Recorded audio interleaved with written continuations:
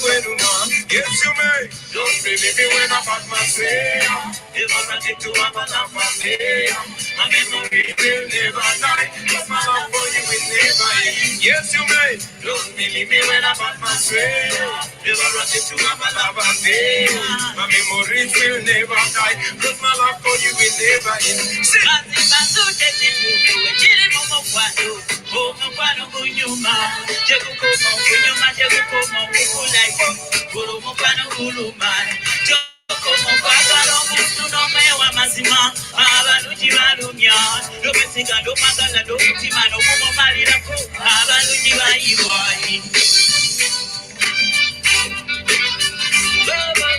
Listen to Batman story.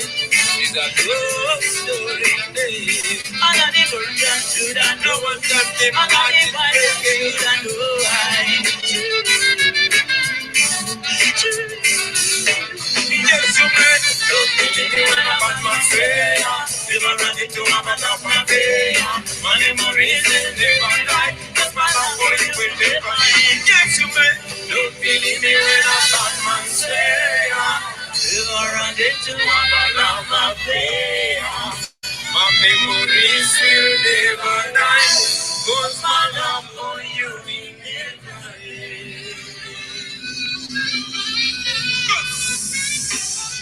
Yeah, man, each one of you can make a contribution to yourself. Don't survive. And I can't babakaita osobola. Yakala kabanyumire mwena mwena. Nandala babana baketu abenyoma. Okubanga bakuzala mukachanga obuzaliwa mu kyalo. Bwino tandika okwizala wamwana akoloza tosobola. No way. Me is a ghetto youth too. But I'm right here. So now we're killing this demo. This song is meant to me. Is meant to inspire self-confidence. Oh man, remember that everything you believe you can achieve, man, if you work hard enough with discipline. Aye, balabe bajimu munamu abatoba bamune bagwama amanje ne bakita naye lero kamba buuse amazima bolemerako munange malako bekati twasalawo bulumbana nonga besinga mukama katonda kuba ne Dawudi yanyiga Goliathi naye yesinga mukama katonda badinge bera ekayosola sabatokwa konsuyo sola manyamukama wani yosola sola ebera yonna badinga etisa ninje sola kamukama wali sola kadi dokwa mu manyi sola sola mu bera yonna ola mama tunule kubawo zibirize siyegenda tukata kwanga buke okumanya ko pekuyamba balala ebikonyega bebijiga tubikwase manyero lelele buke tukuwa tusembere no nayenga usobola okutusembera wadenga uluza otuze kukisinge usobola okulaba kwebyo byewalota nobitukako in your lifetime kasitokola namanyi tolemerako ebirala bikwasa katonda jugira balemerako nebamalako enjugireyo yafe kubata wadenga embeera enjayi abatokwa musubi abamutukumanyi sola embeera yonna etiisa nyingi sola amukama wali sola kadidokwa mumanyi sola sola mumbeera yonna. Ladies and gentlemen, Davis, very talented young boy. I apologize for calling you a young boy, but your talent is too big for your size, man. Give me that vibe, Davis.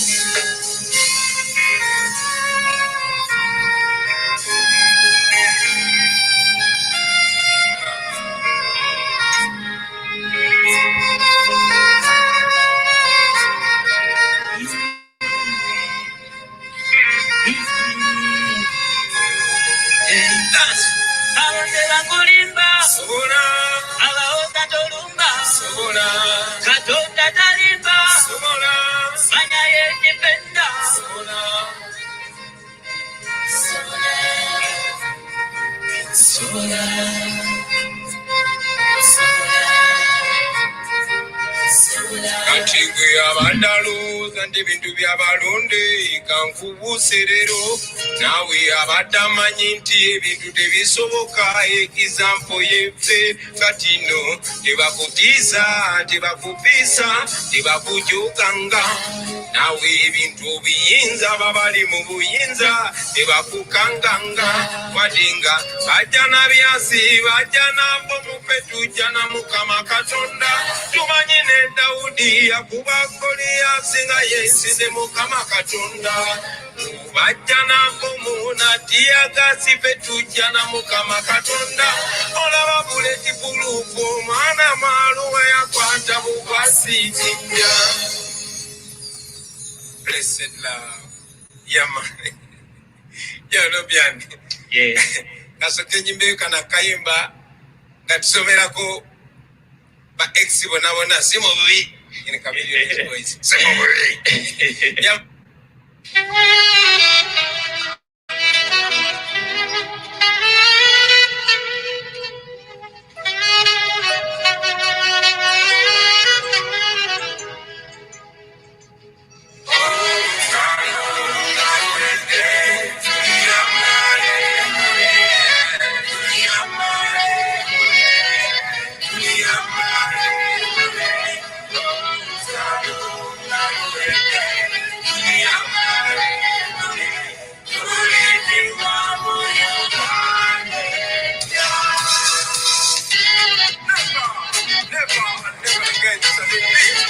This beautiful nation will again experience the oppression. What my Uganda, bear the indignity of being the skunk of the world.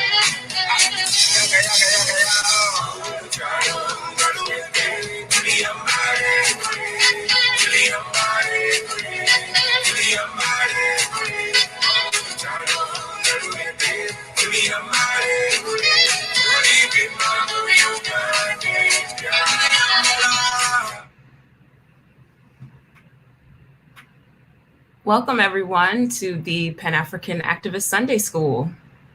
Welcome.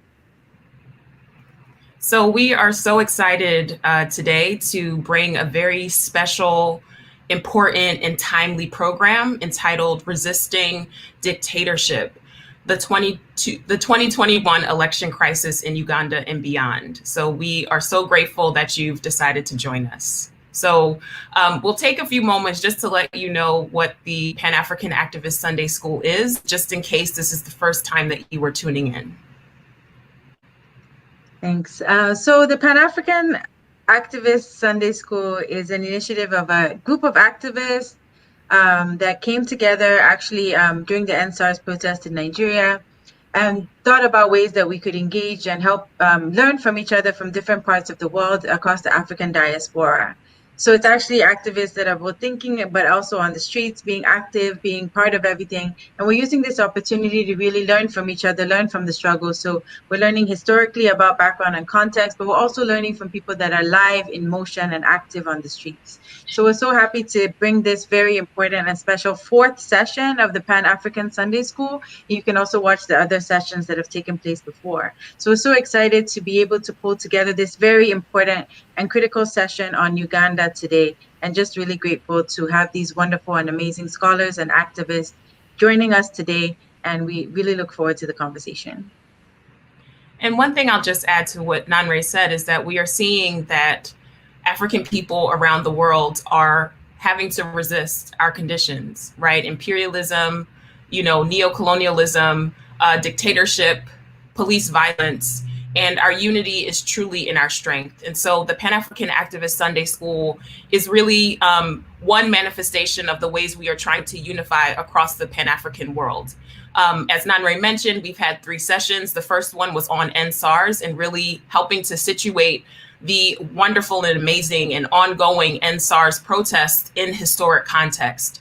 After that, we discussed the fight to defund the police in the United States and how that fits into the longer Black radical tradition in the US. And most recently, we have had one that focused on the post-apartheid struggles of South Africa and Black power and community empowerment. And today, we are so honored to be with the folks at the forefront of the struggle to resist dictatorship. And so without further ado, I think we'll just jump right in. Yes. So we're going to start off with Kalundi Surumaga. Mr. Kalundi Surumaga is a journalist, filmmaker, and cultural activist in Kampala. So happy to have him here today, and you're welcome.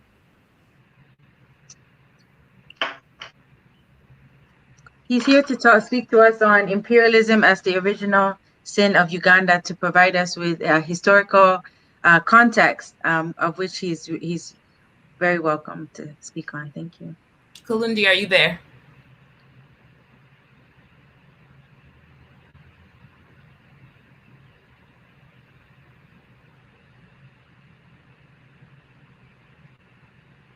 We may be still having some technical difficulties.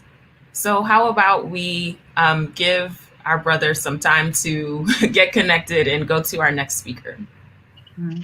And Kalundi, maybe you could turn off your video cam. I think that might help with the audio. If you're still able to do that.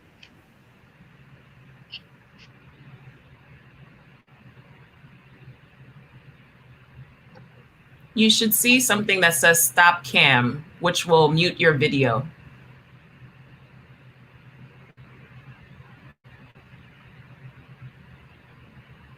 Okay, Nanre, let's keep going.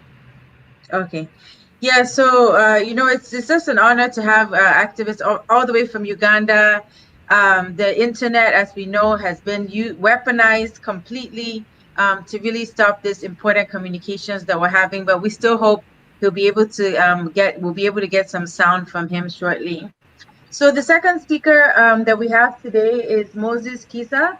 He's Dr. Kisa is an assistant professor of political science in the School of Public and International Affairs at the North Carolina State University. He's a political scientist, and he's been very active. His research and teaching interests include the political economy of development, politics of institutional change, and civil and military relations. He has a long bio going along with him, a published author in various reputable journals, and we're so happy to have him here today. You're welcome. Thank you, guys. Thank you, Nanre, and all the organizers.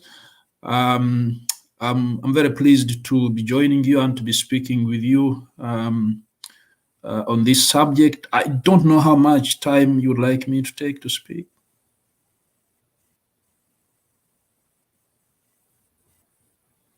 About 10 minutes? Okay, all right. All right, see how to use the 10 minutes.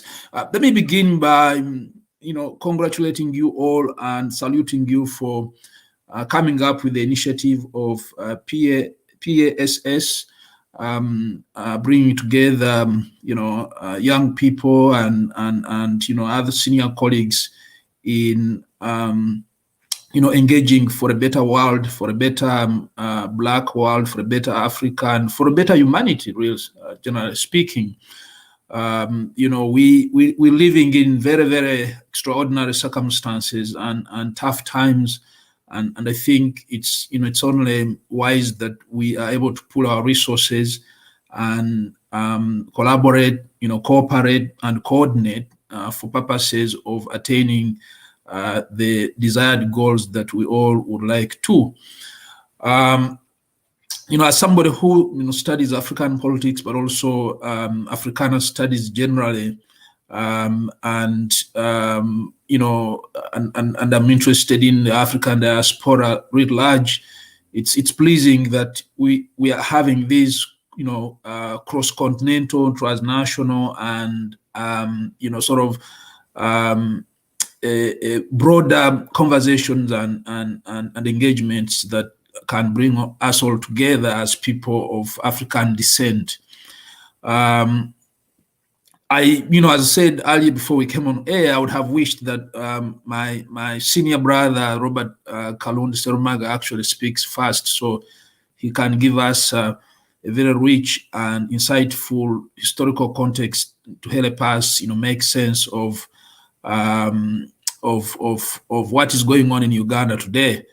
So I mean, if Robert is on now, I'll be happy to cede back to him. I know he was having technical difficulties earlier, but if he's been able to join, I would definitely cede back the microphone, the stage for Robert to get us going. Robert, are you able to hear us? Can you speak?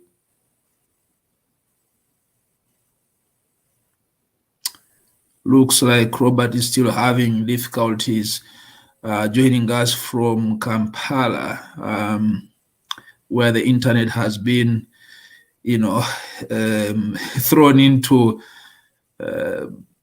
turbulence by the Museveni regime. But Robert, I think if you turned off your video cam and used only the audio, maybe the bandwidth would work better that way.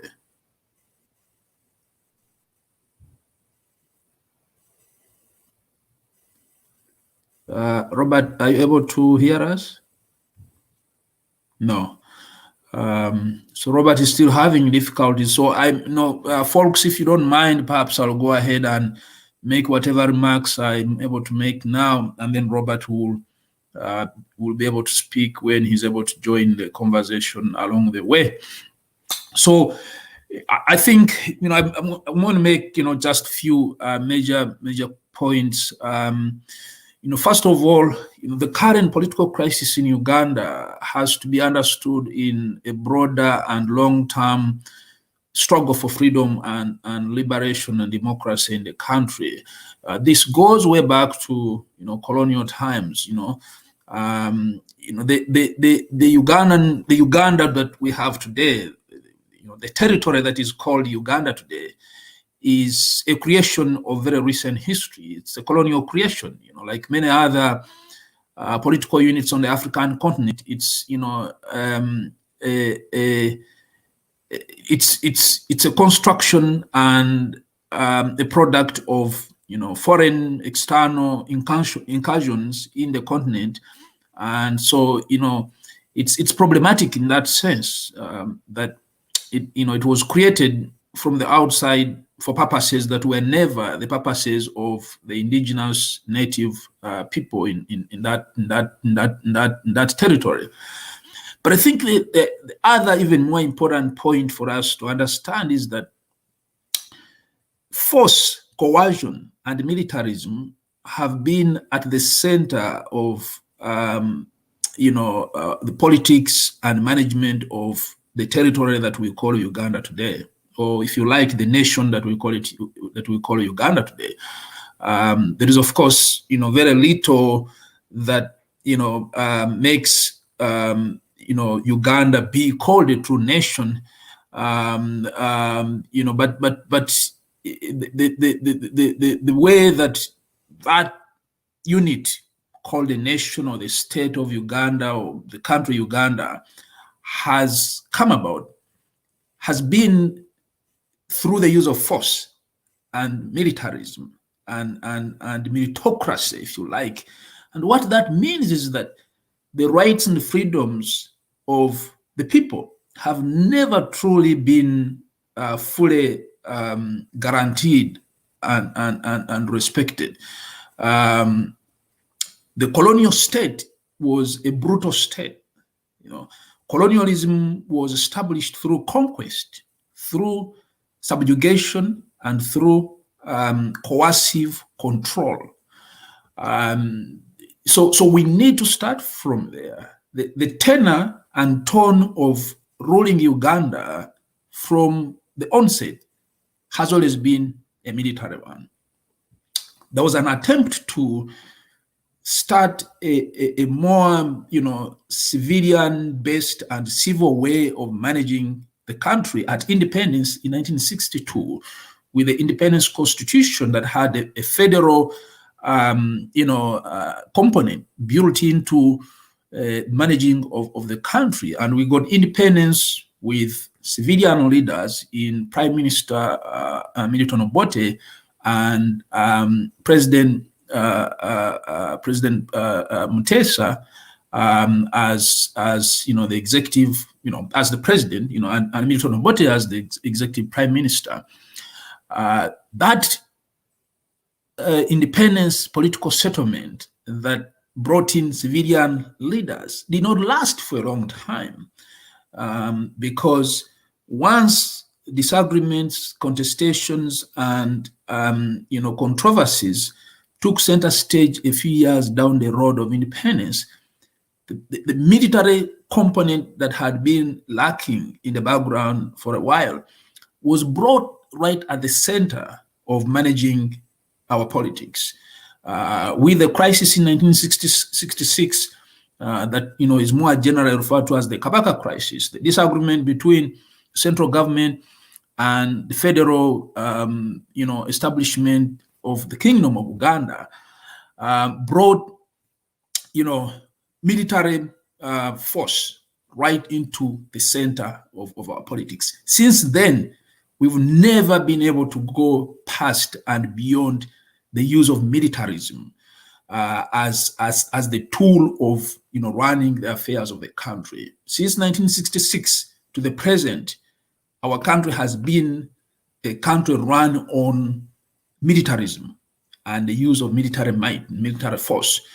That is the context in which we have to understand all the brutality, all the killings, and all the human rights violations that have been happening in the most recent phase of the struggle.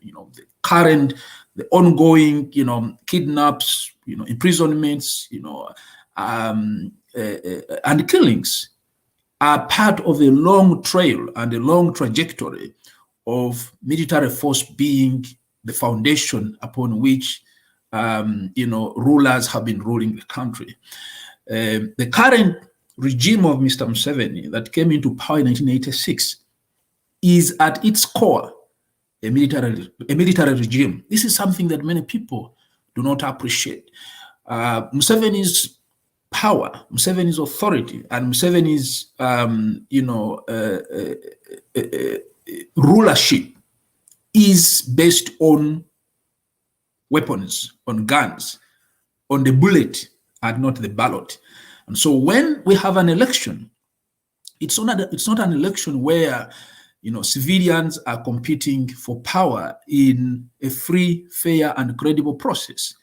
It's a contest in which those who are opposing Museveni are doing so from a civilian, civil point of view, but they are competing against the military state of Uganda under the control and command of one of the candidates, or one of the purported candidates, who is the incumbent. The incumbent is a purported candidate, but he's a candidate who is in charge of the process, who is in charge of the command of force and finance, is in charge of command of the tools of violence.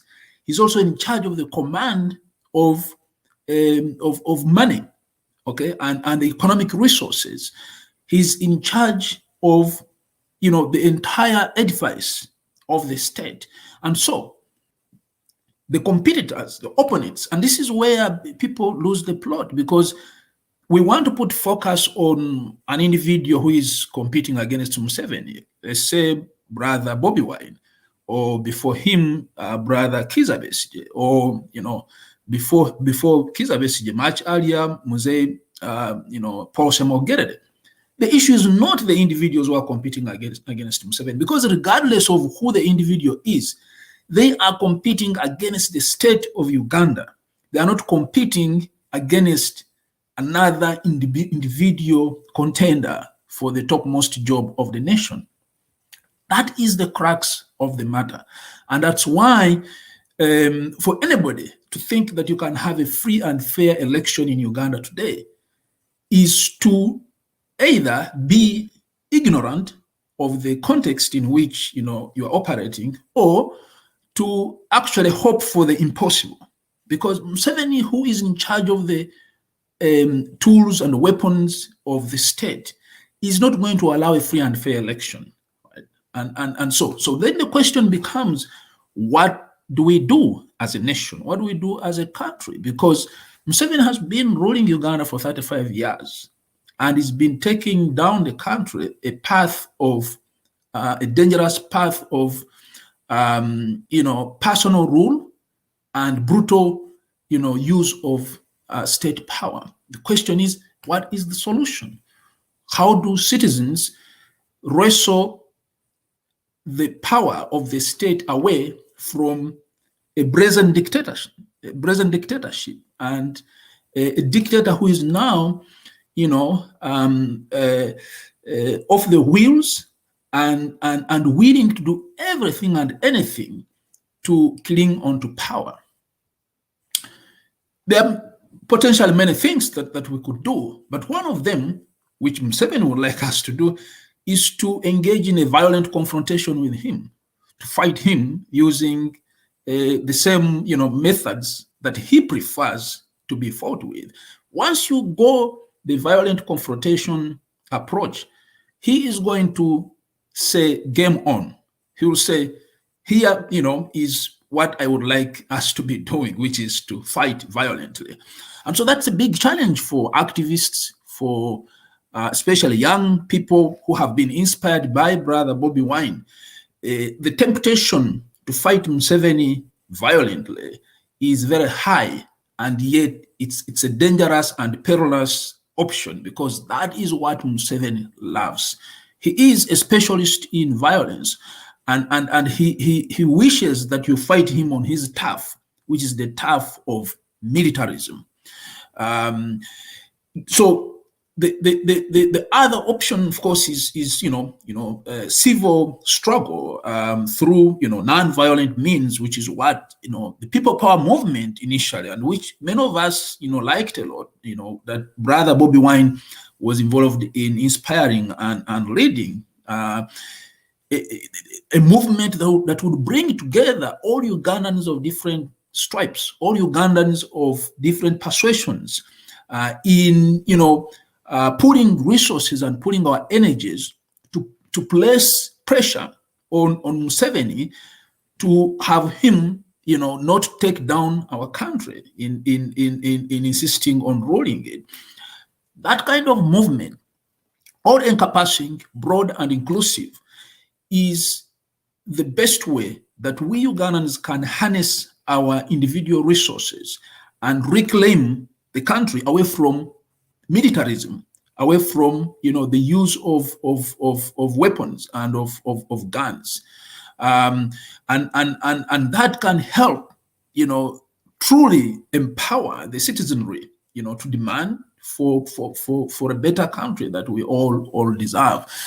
Unfortunately, I have to bemoan the fact that the people power movement seems to have been derailed, because now Brother Bobi Wine decided to form a political party and contest in an election where he had no chance of securing an outcome that we need.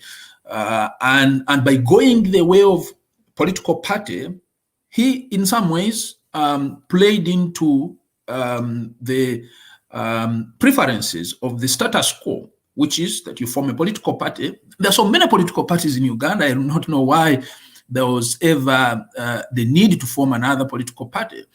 But you see, you form a political party, and then you become part of the status quo politics, and in some ways you get co-opted, okay? And you get co-opted, which is what Museveni's politics is politics of co-optation and patronage, right? So now the National Unity Platform Party has very much become, is going to become part of Uganda's status quo politics, the politics of Museveni controlling everything and having everything driven by his interests. So already there is talk of, the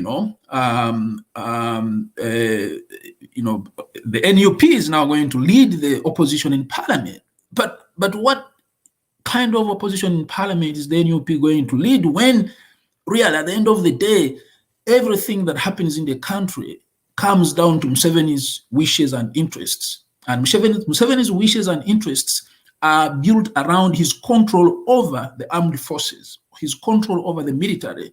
Right. So, there is a need to go back to the drawing board among the forces that would like to liberate Uganda from Museveni and think about, how do we pull together a broad coalition of actors and activists that can drive forward the agenda for the country. I think I have perhaps gone past my time, folks. I still, needed to say a few more things, but I could pause there since there are other speakers. I don't want to, take too much time and, and I don't know whether Robert has joined us now, but I'm going to cede back the floor to Christoph. Thanks a lot for your kind audience.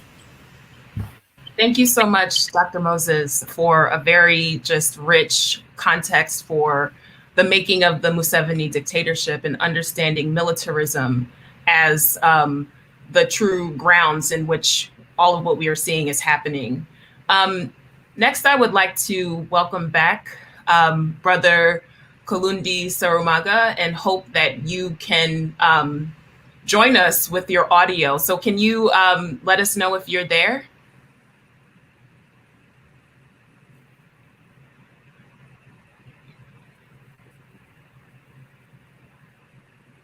We cannot hear you if you're speaking.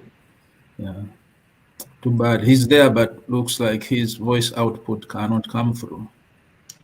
So we will keep trying, but in the meantime, we will welcome our next person, who I'll introduce in just a moment. But in the meantime, just want to thank again Dr. Moses Kisa for your really powerful and grounding remarks. And we had in our chat, Brother Kalundi give us some very rich context over text that I would just like to read for a moment, since he's still having some troubles. So he writes that, like many other African colonies, Uganda was created to solve an economic problem in a European country. This rules out a democratic arrangement, as democracy is about sharing, and the Europeans came to loot. The African reaction had two steps. There was resistance to being colonized. This was defeated militarily, and we were colonized. It was hugely based on culture. Brother Kalundi, are you back?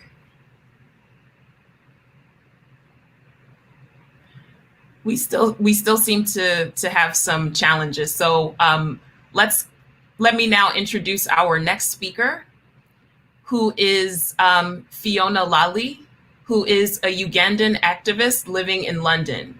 Fiona is an activist with the IMT and a regular author for Marxist.com. So please welcome Fiona Lally.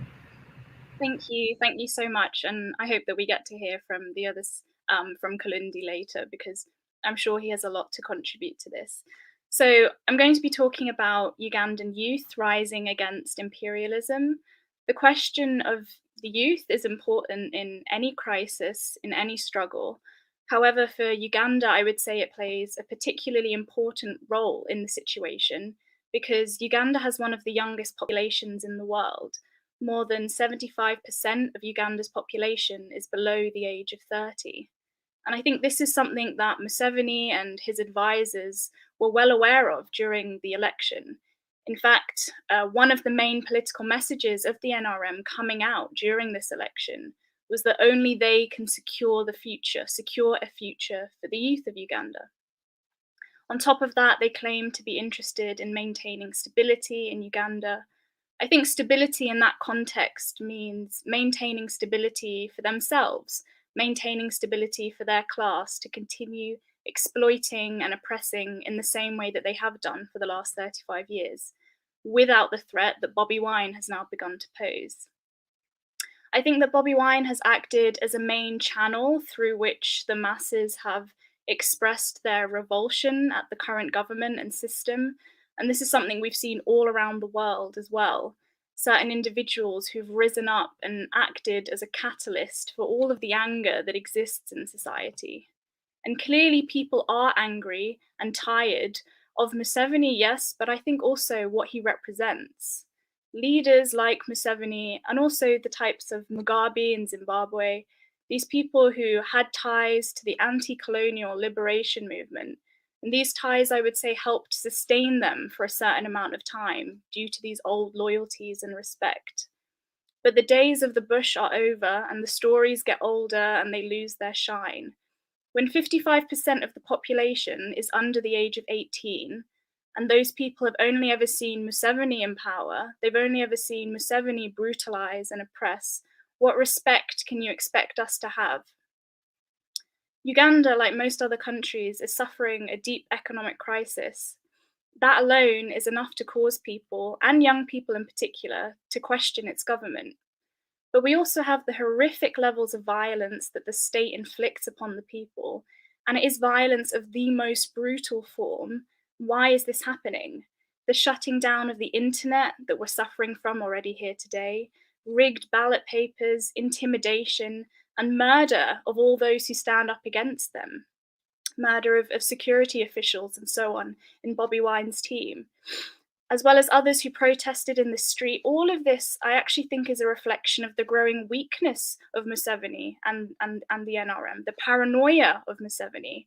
The more that he tries to grip onto power with violence and with other means, the more he cements in the minds of the youth that this is a government and a system that is rotten to the core and it cannot last. I think Museveni represents an old, dying layer of the independence movement, who once commanded the respect of the youth, but have slowly unveiled themselves to be equally reprehensible criminals, upholding a system of exploitation and imperialism. And his hypocrisy, which is laid bare for everyone to see, is a reflection of the crisis of capitalism, but also the legacy of British imperialism and colonialism in the country. And it is imperialism that we see before us. I don't have too much time to talk about this, but I'll give one example. Oil reserves were found in Uganda in 2006, but production was delayed for years and years.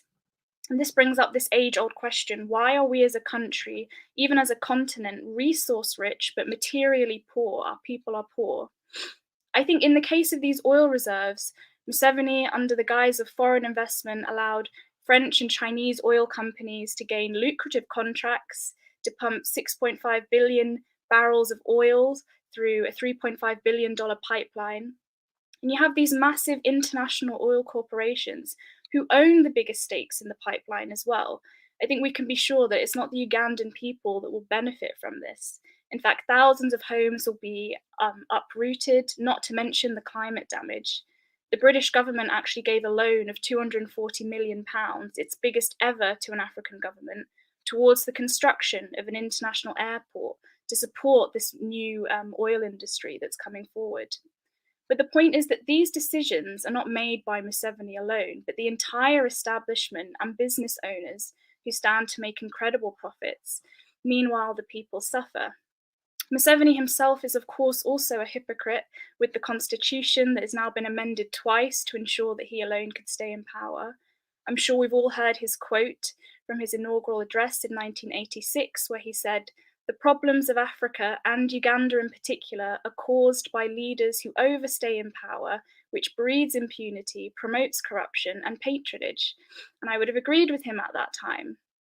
I imagine the NRM will plan to remove him as leader at some point when they have a good candidate to step in behind him.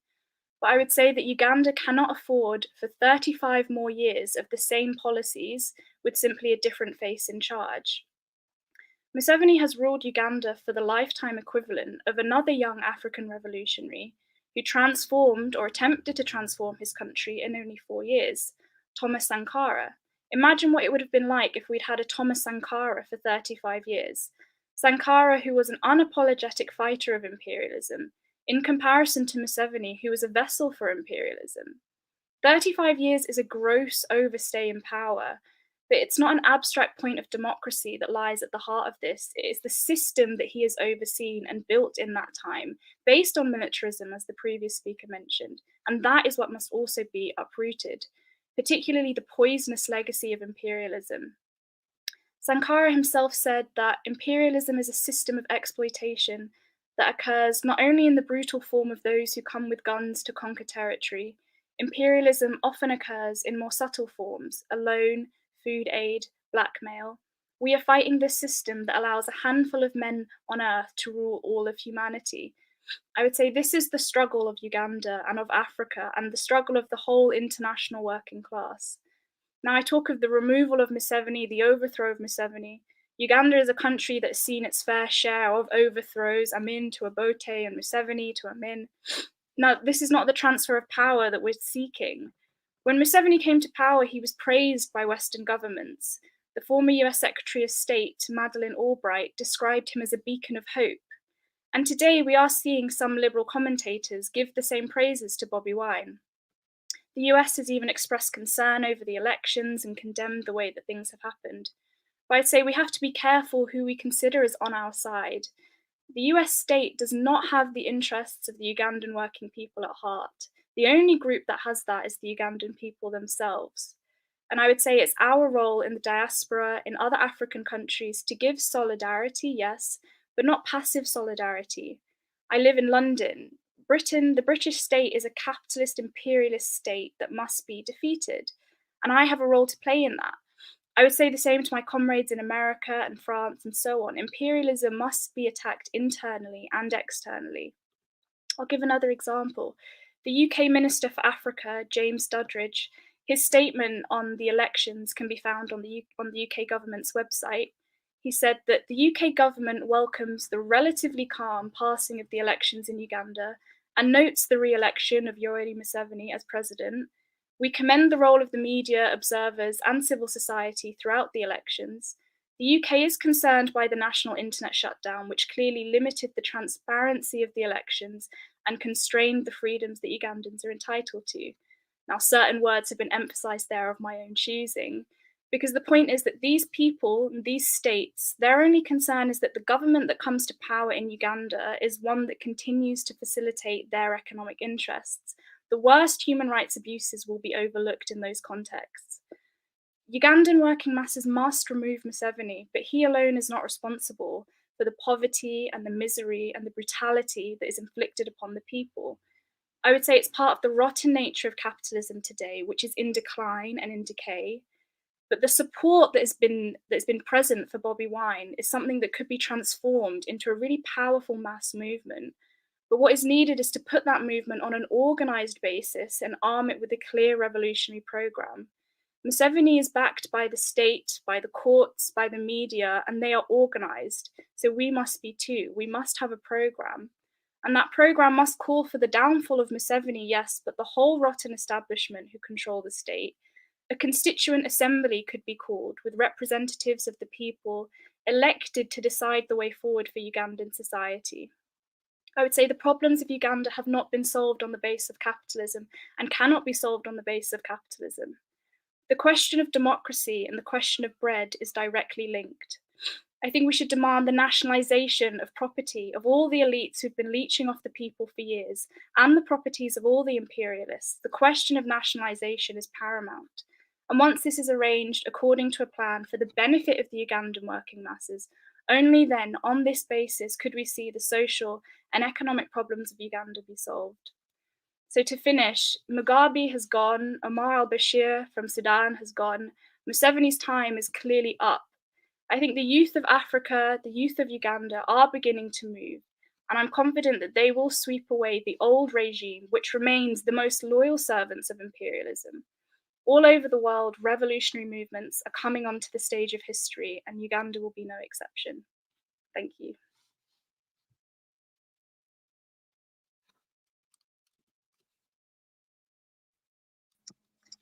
Thank you so much, Comrade Fiona, for that very powerful submission. Learning so much just in the last 30-40 minutes from both you and from Dr. Moses. We're going to go. I'm going to give some of Comrade Kalundi's comments here. Except we're able to get audio, we want his voice to be heard, and then we're going to go into question and answers. So if you have questions, please chat them out. We are seeing them in our live feeds, and we will be taking questions shortly. Comrade Kalundi, are you able to speak? Can we have any audio from you? Hello? Yes. Oh, wonderful to hear your voice. Carry on. Hello?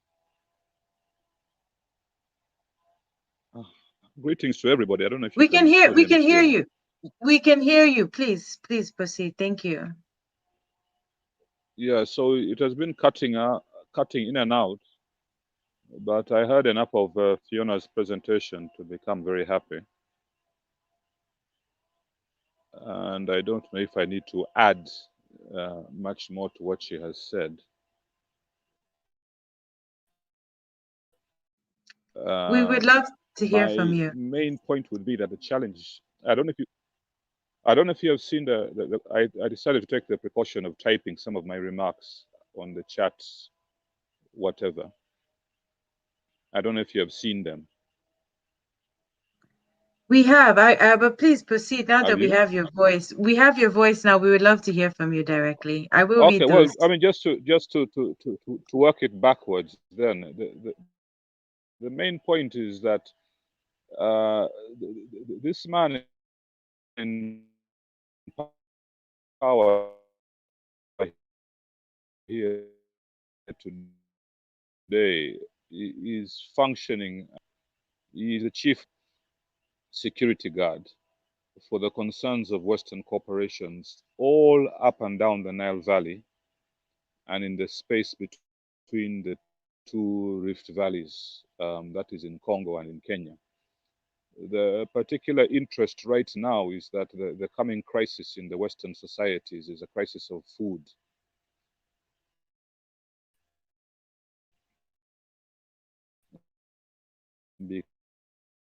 Because the way the society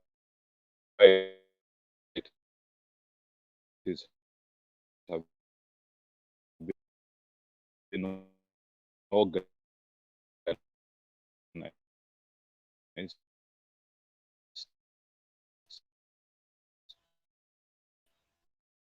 food production is an industrial process, and you can hardly call it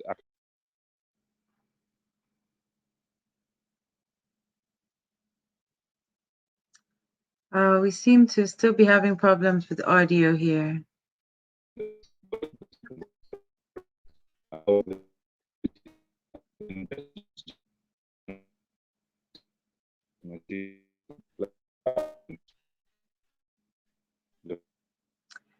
I'm so sorry. We're not able to hear your audio. It's breaking up. Yeah.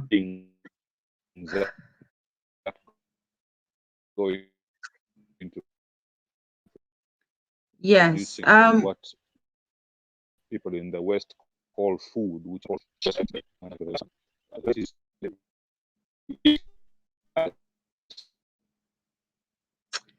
yeah, so sorry about that. You know, it's we are making every effort to hear from our comrades who are on the ground, and it's been such a challenge. But I'm just going to read some of the comments here so that it will be clear.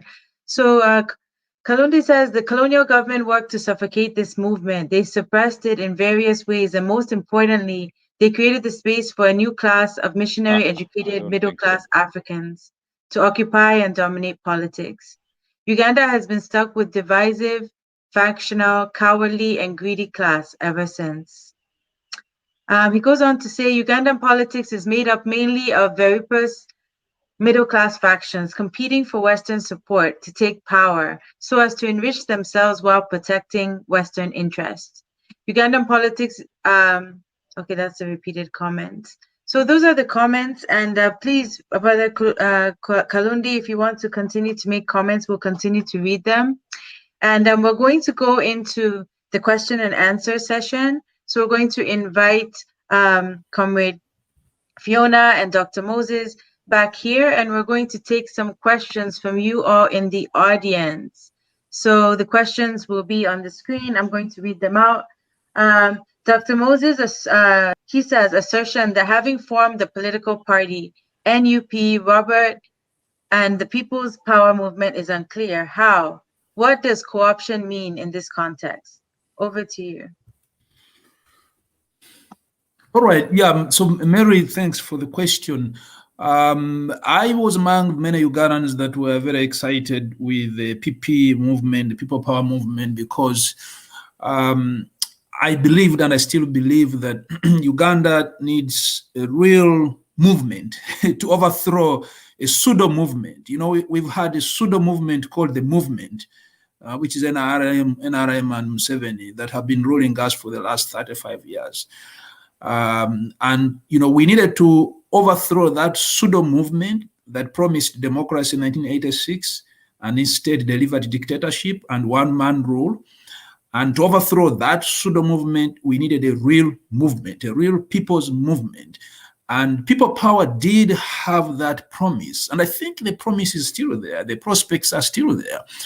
When I talk about co-optation that Mary is asking about, I refer to Museveni's machinations and mechanisms of controlling everybody through,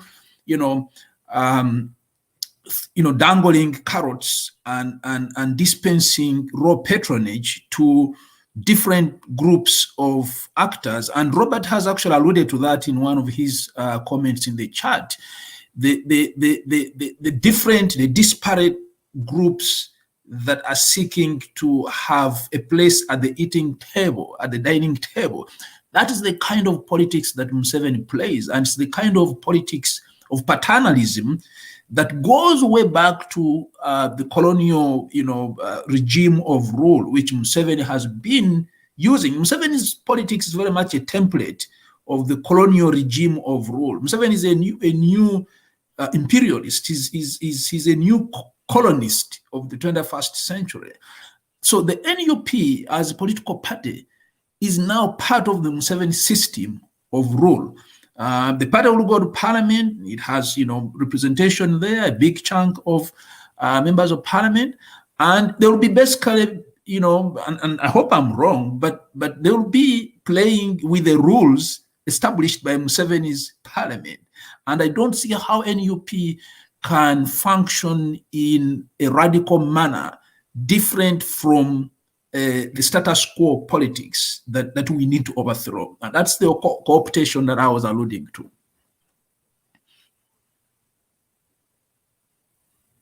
Thank you.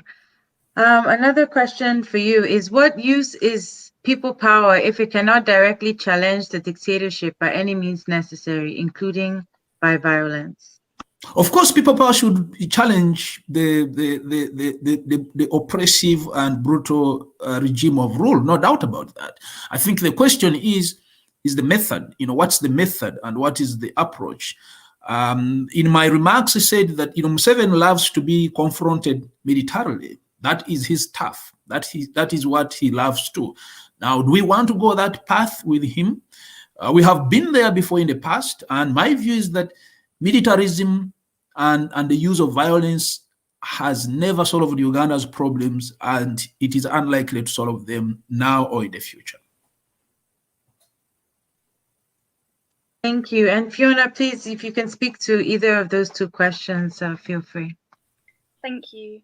Yeah, I think the question of the NUP and the role that it plays is an interesting one, because I suppose the question we have to ask ourselves is this: how do you defeat a man who will rig elections and will violently oppress you, or use the military, and use all of the state, everything he has access to, in order to prevent you from getting anywhere near to claiming power? And there's multiple ways in which you can do that. I think that the value of Bobi Wine's election and campaigns and the rallies is the motivation it creates and the sense of that people power.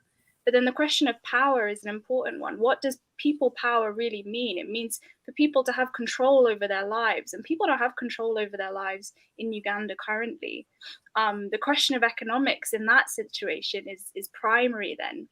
And so it has to be linked to something concrete, and a concrete program that offers solutions to people's problems.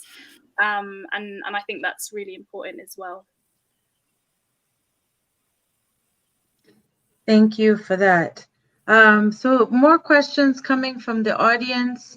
I'm going to read two together. Assuming it was never benign, at what point did Museveni's rule become malignant?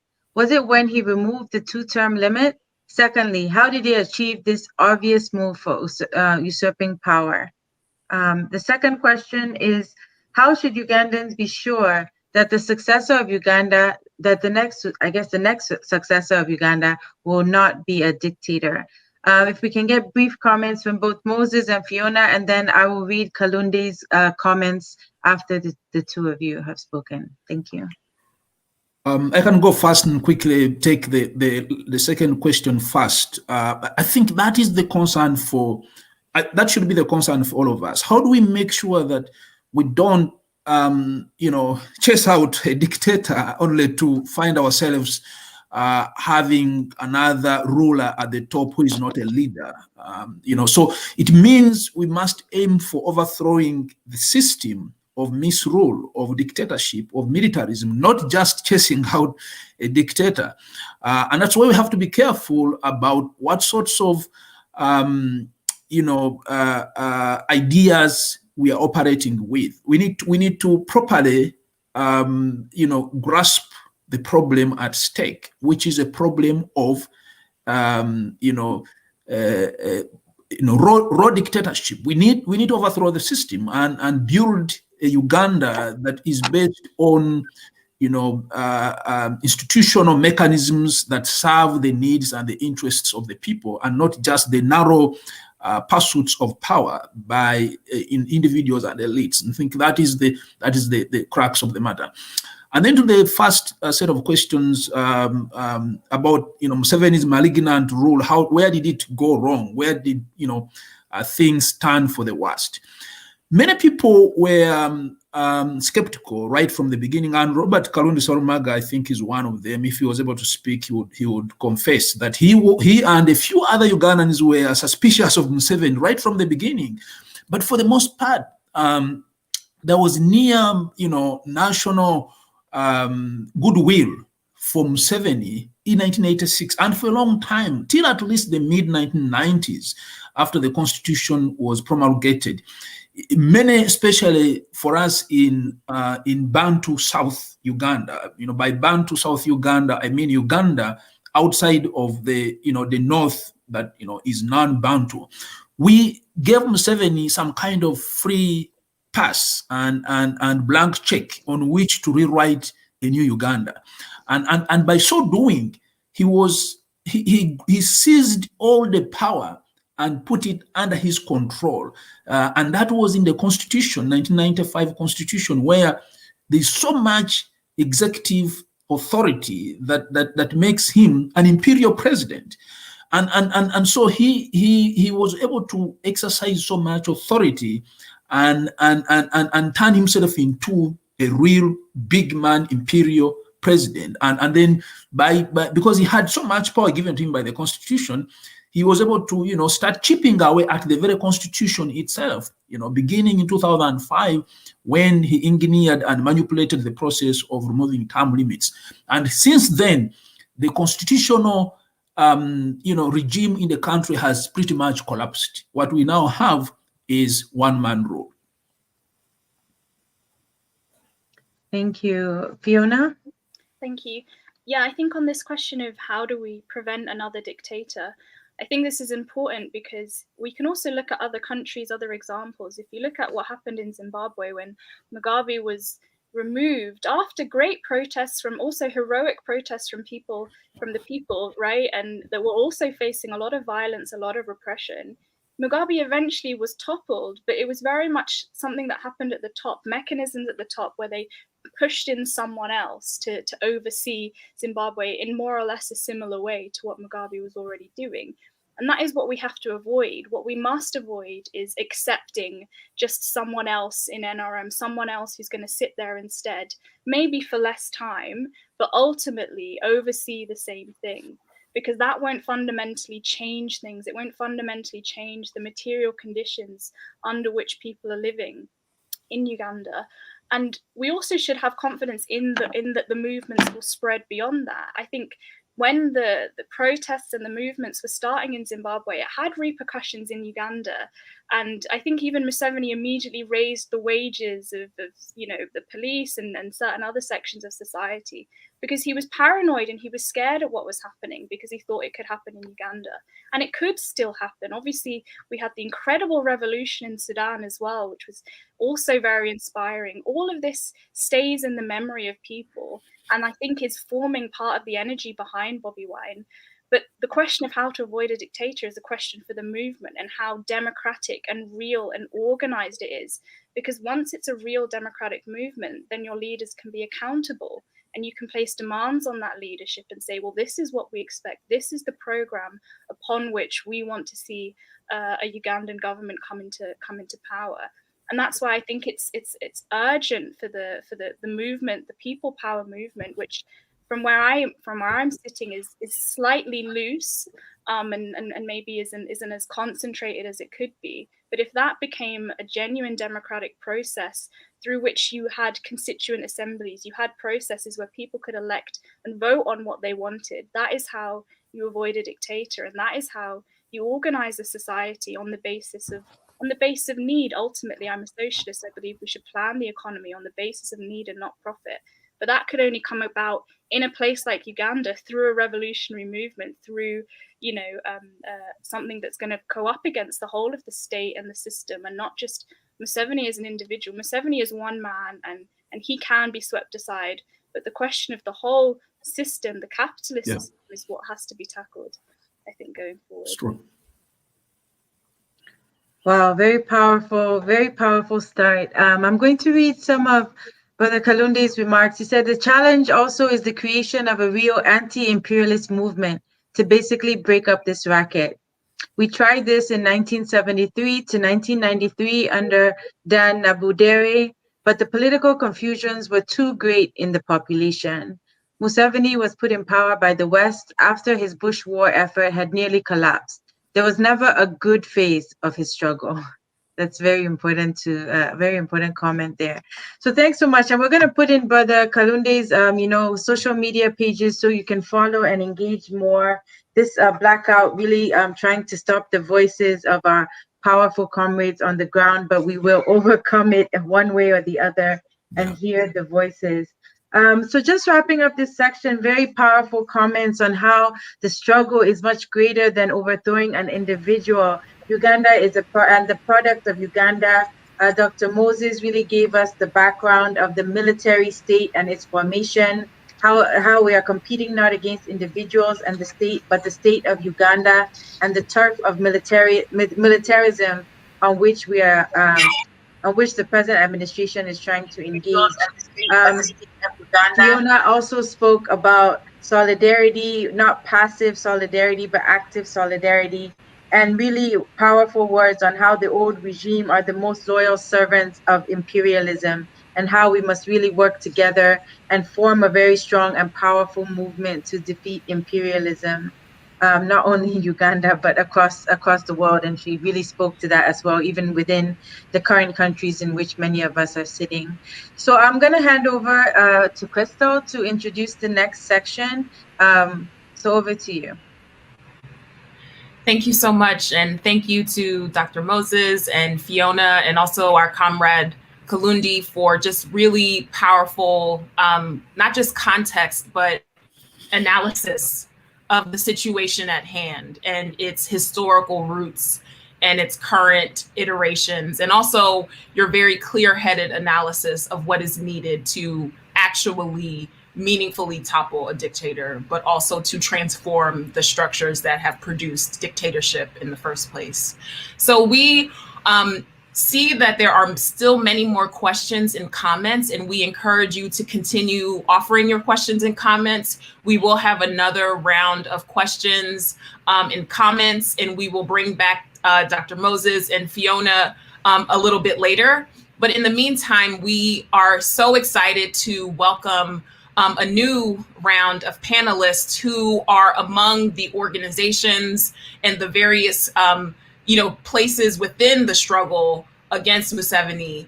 And we are going to hear directly from the voices of the movement. And so I am honored to welcome first our dear comrade, Namata Serumaga Musisi, who is a Pan-Africanist activist with roots in Uganda.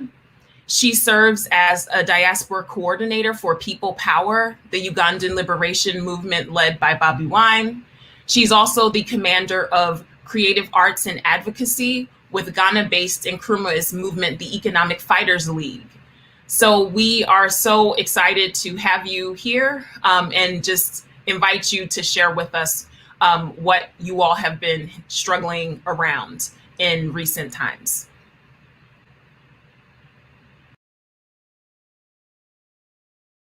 Sorry, you're muted. Hold on. Can you hear me now? Great. Thank you so much for the opportunity to sort of share with everyone what is happening and what our contributions are and how people can assist in this effort to liberate ourselves from the dictator Yoweri Kaguta Museveni and his regime. I want to begin first by sort of acknowledging Segawa Ronald, a 22-year-old People Power NUP mobilizer who videos are circulating of today. He was kidnapped and brutalized by the regime, something that has been happening to a lot of the youth on the ground, well, a lot of people in general, not just the youth. As we speak, there are about 3,000 Ugandans missing. This happened all in the election period, so you're looking at about 2 months. 3,000 people have been missing, have been abducted and are missing. Now,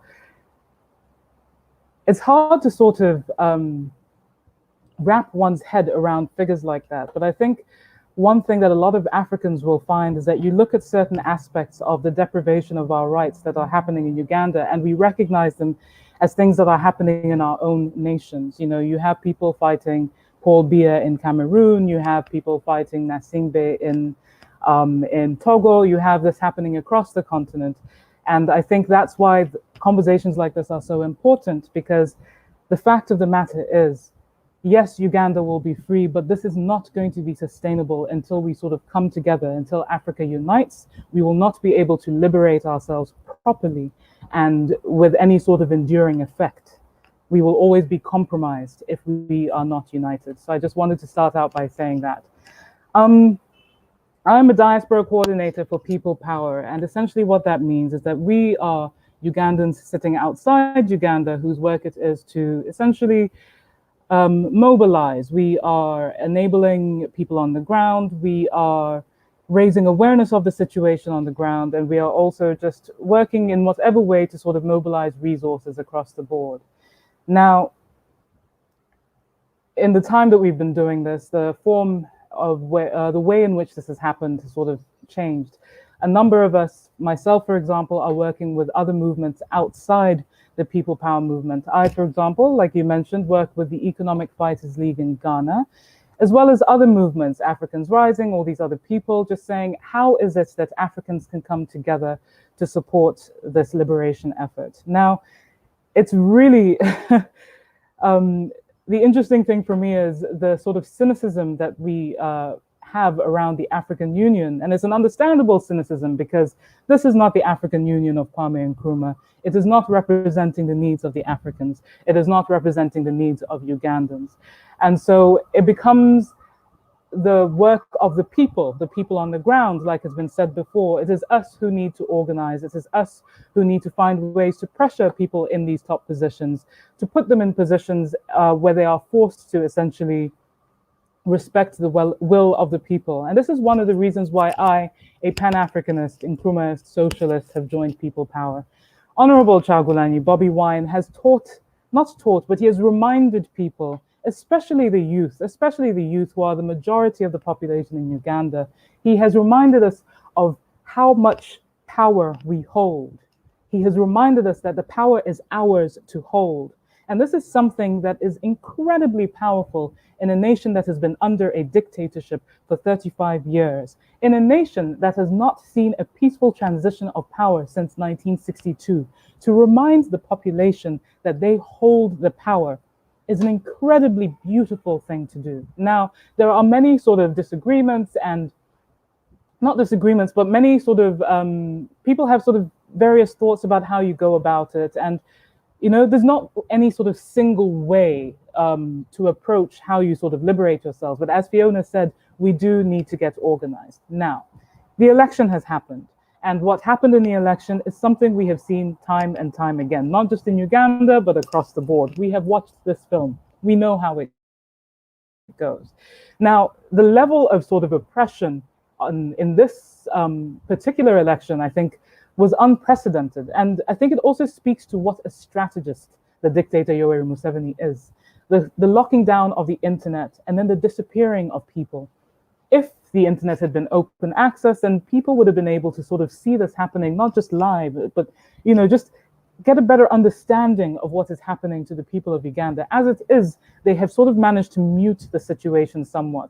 And so it comes to us as the people to sort of say one of the main things that needs to happen, especially as Africans, is we need to raise awareness of what is going on.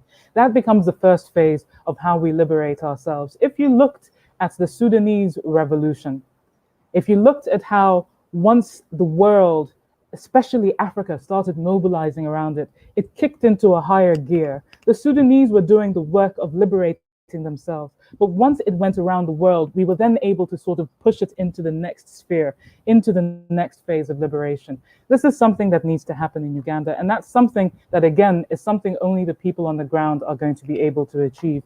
How do we achieve this? The first thing is we definitely need to find ways of ensuring that it remains at the forefront of media. If you look at international media, particularly Western media, there was a period where I was very frustrated with the BBC because anytime something happened on the ground, you would hear about someone being murdered, you'd hear about a military vehicle driving over someone and then reversing over them in what was a deliberate murder.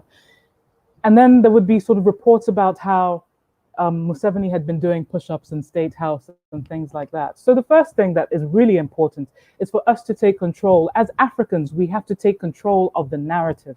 We need to be telling our stories. Now, this is not to say that we are rejecting any other sort of reportage of the situation, but we have to be able to speak to what is happening. Now, one of the ways that we are doing this is we are mobilizing various movements. And when I say we, I'm speaking about also the work I do with the Economic Fighters Leagues and other African movements. We are trying to find ways to connect with people and make sure that the accurate reportage is happening, ensuring that people are understanding that these are real people with real lives who are being taken. Just a month ago, a colleague of mine's son was abducted in Mpiji. Victor Makanya has not been seen since 6th of January. These are real people with real lives. We need to be taking their lives and telling the stories as they are, and not with a sort of a spin to them, as tends to be the case with the media that is serving a different interest.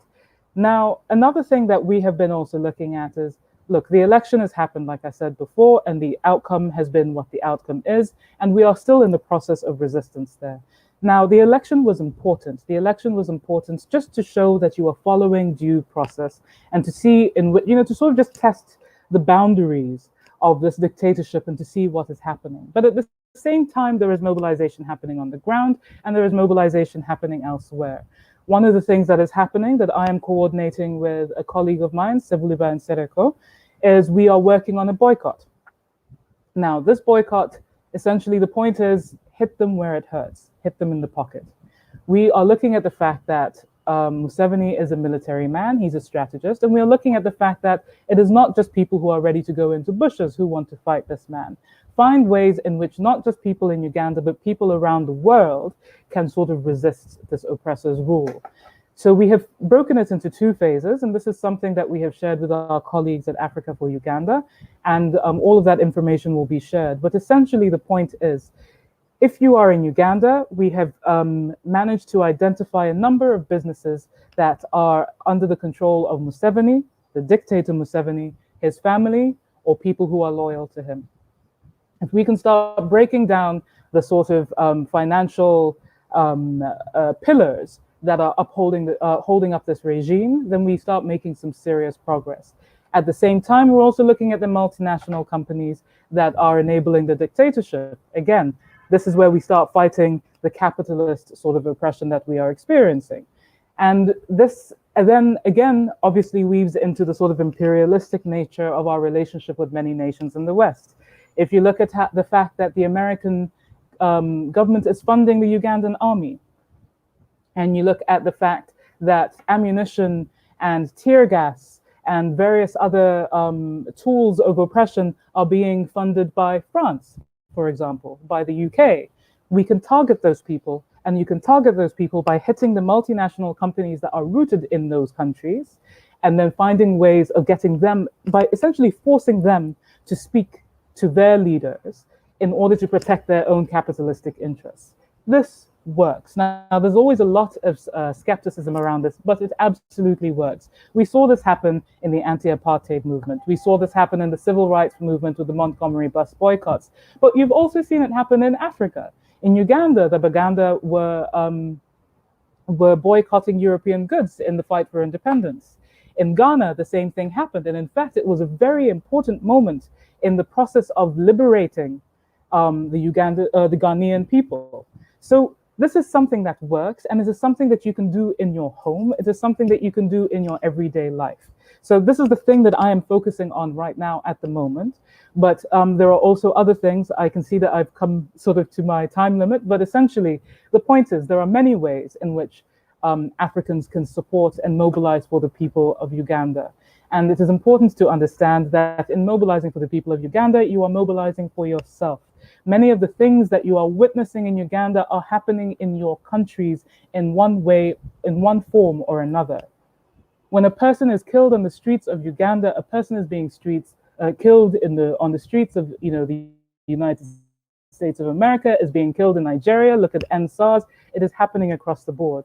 So it is so important for us to sort of essentially send that message that we are not just rejecting it for this one instance. Like Fiona said, again, it is not just the dictator Museveni. And we have to understand that, because in order to remove the dictator, we have to undermine the system that props him up.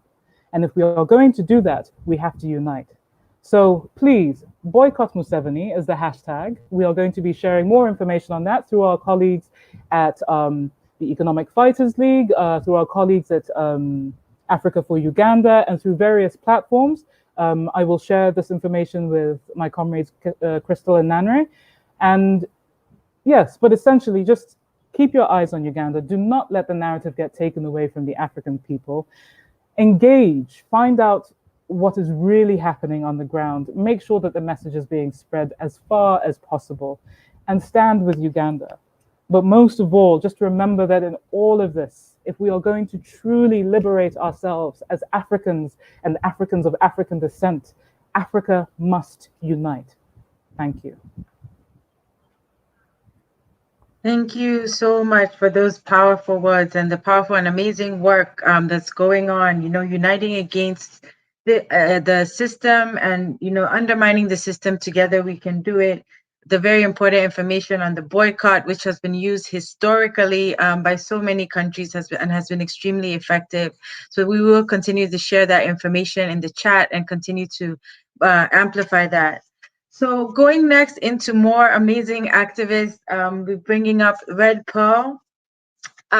So today we have two activists from Red Pearl. The first is Kirabo. Kirabo is an artist, a political activist, and the co-founder of the Red Pearl movement.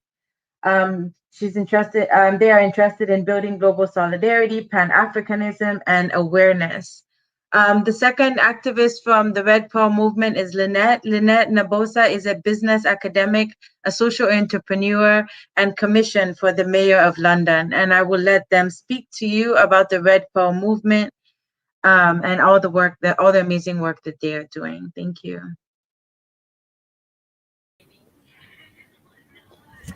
Greetings, everyone. Just one moment.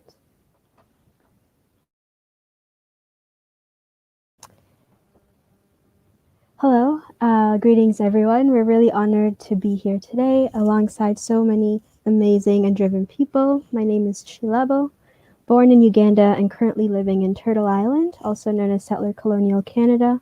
I'm one of the co-founders of the Red Pearl movement. I will be starting our segment off by giving a brief background on Red Pearl, how it came to be, the steps we took, as well as our goals for the future. We are a group of continental and diasporic Ugandan youth that are part of and support the People Power movement, fighting alongside everyone to end the dictatorial oppression in our country. We came together during the summer of 2020 with the goal of launching a campaign to increase global pressure on the Ugandan government during the month of January 2021. We knew ahead of time that the events of the last election would repeat themselves and that the internet and social media blockages would make a comeback. In knowing this and being restricted by the global pandemic, social media was our only way of executing our campaign, so we geared it more around the use of social media and the media. I personally had the honor of meeting Bobby Wine in November of 2017 at the People Power Toronto meeting, and something he said that really stood out to me was when he called us out as folks in the diaspora, telling us that we can't stay afraid and quiet anymore. He actually mentioned that he made a comment. It was along the lines of, you're all afraid of being arrested in Entebbe. I'm not sure if anyone can relate to that. And he ended it off by saying, I'm going back next week. I'm going through Entebbe next week, but I'm not afraid. And so from there, that kind of sparked the idea of what can we do? What will we do? January is a few months from now. We know what's going to happen. So how can we share that with folks with respect to safety, of course? So from there, I reached out to friends and anyone who would listen. A few months in, with support and guidance from mentors, we created Red Pearl. But in the initial processes, we experienced our accounts and emails being deleted. When trying to reach out organizations months ahead of time to share what is going to happen in Uganda in 2021, our accounts were deleted and blocked. This gave us an idea of what we were up against, but we just continued to create new accounts until it stopped eventually. But right now, even our social media is shadow banned, so it can't be accessed by most people unless you had been following us before.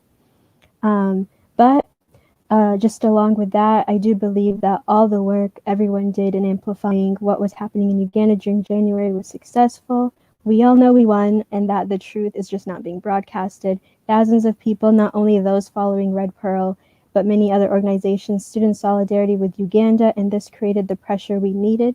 It may not look like a lot was done, but imagine if nothing was done. If the news and social media were not sharing what was happening in Uganda and the internet shut down and continuous updates during the shutdown, although brutality continued, things could have gone a different way. So we all have to be proud of the roles we played because no role was small.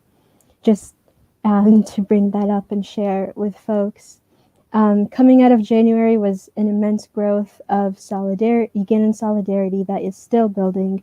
This unity and solidarity is long overdue, and we have to continue to believe in the power of the people, because in 10 to 20 years' time, Uganda may not belong to Ugandans anymore. It barely already does. So much land has been sold and all the debt that Museveni has tied the country into. But by recognizing that it is not only a Ugandan issue, but a continent-wide issue, anything we can do to preserve it and fight for the existence of our continent is needed and is worth it. Our goal is to work alongside others, recognizing the history that was shared by the speakers before us, and using that to keep fighting, together with other Ugandans and other Africans. And just to touch on to what Namada shared in regards to the Sudanese government, the initial idea of creating Red Pearl was actually inspired by the All Eyes on Sudan movement and how well their revolution was executed. So that goes hand in hand in how together as Africans, we can fight for and inspire each other in moving forward. Thank you.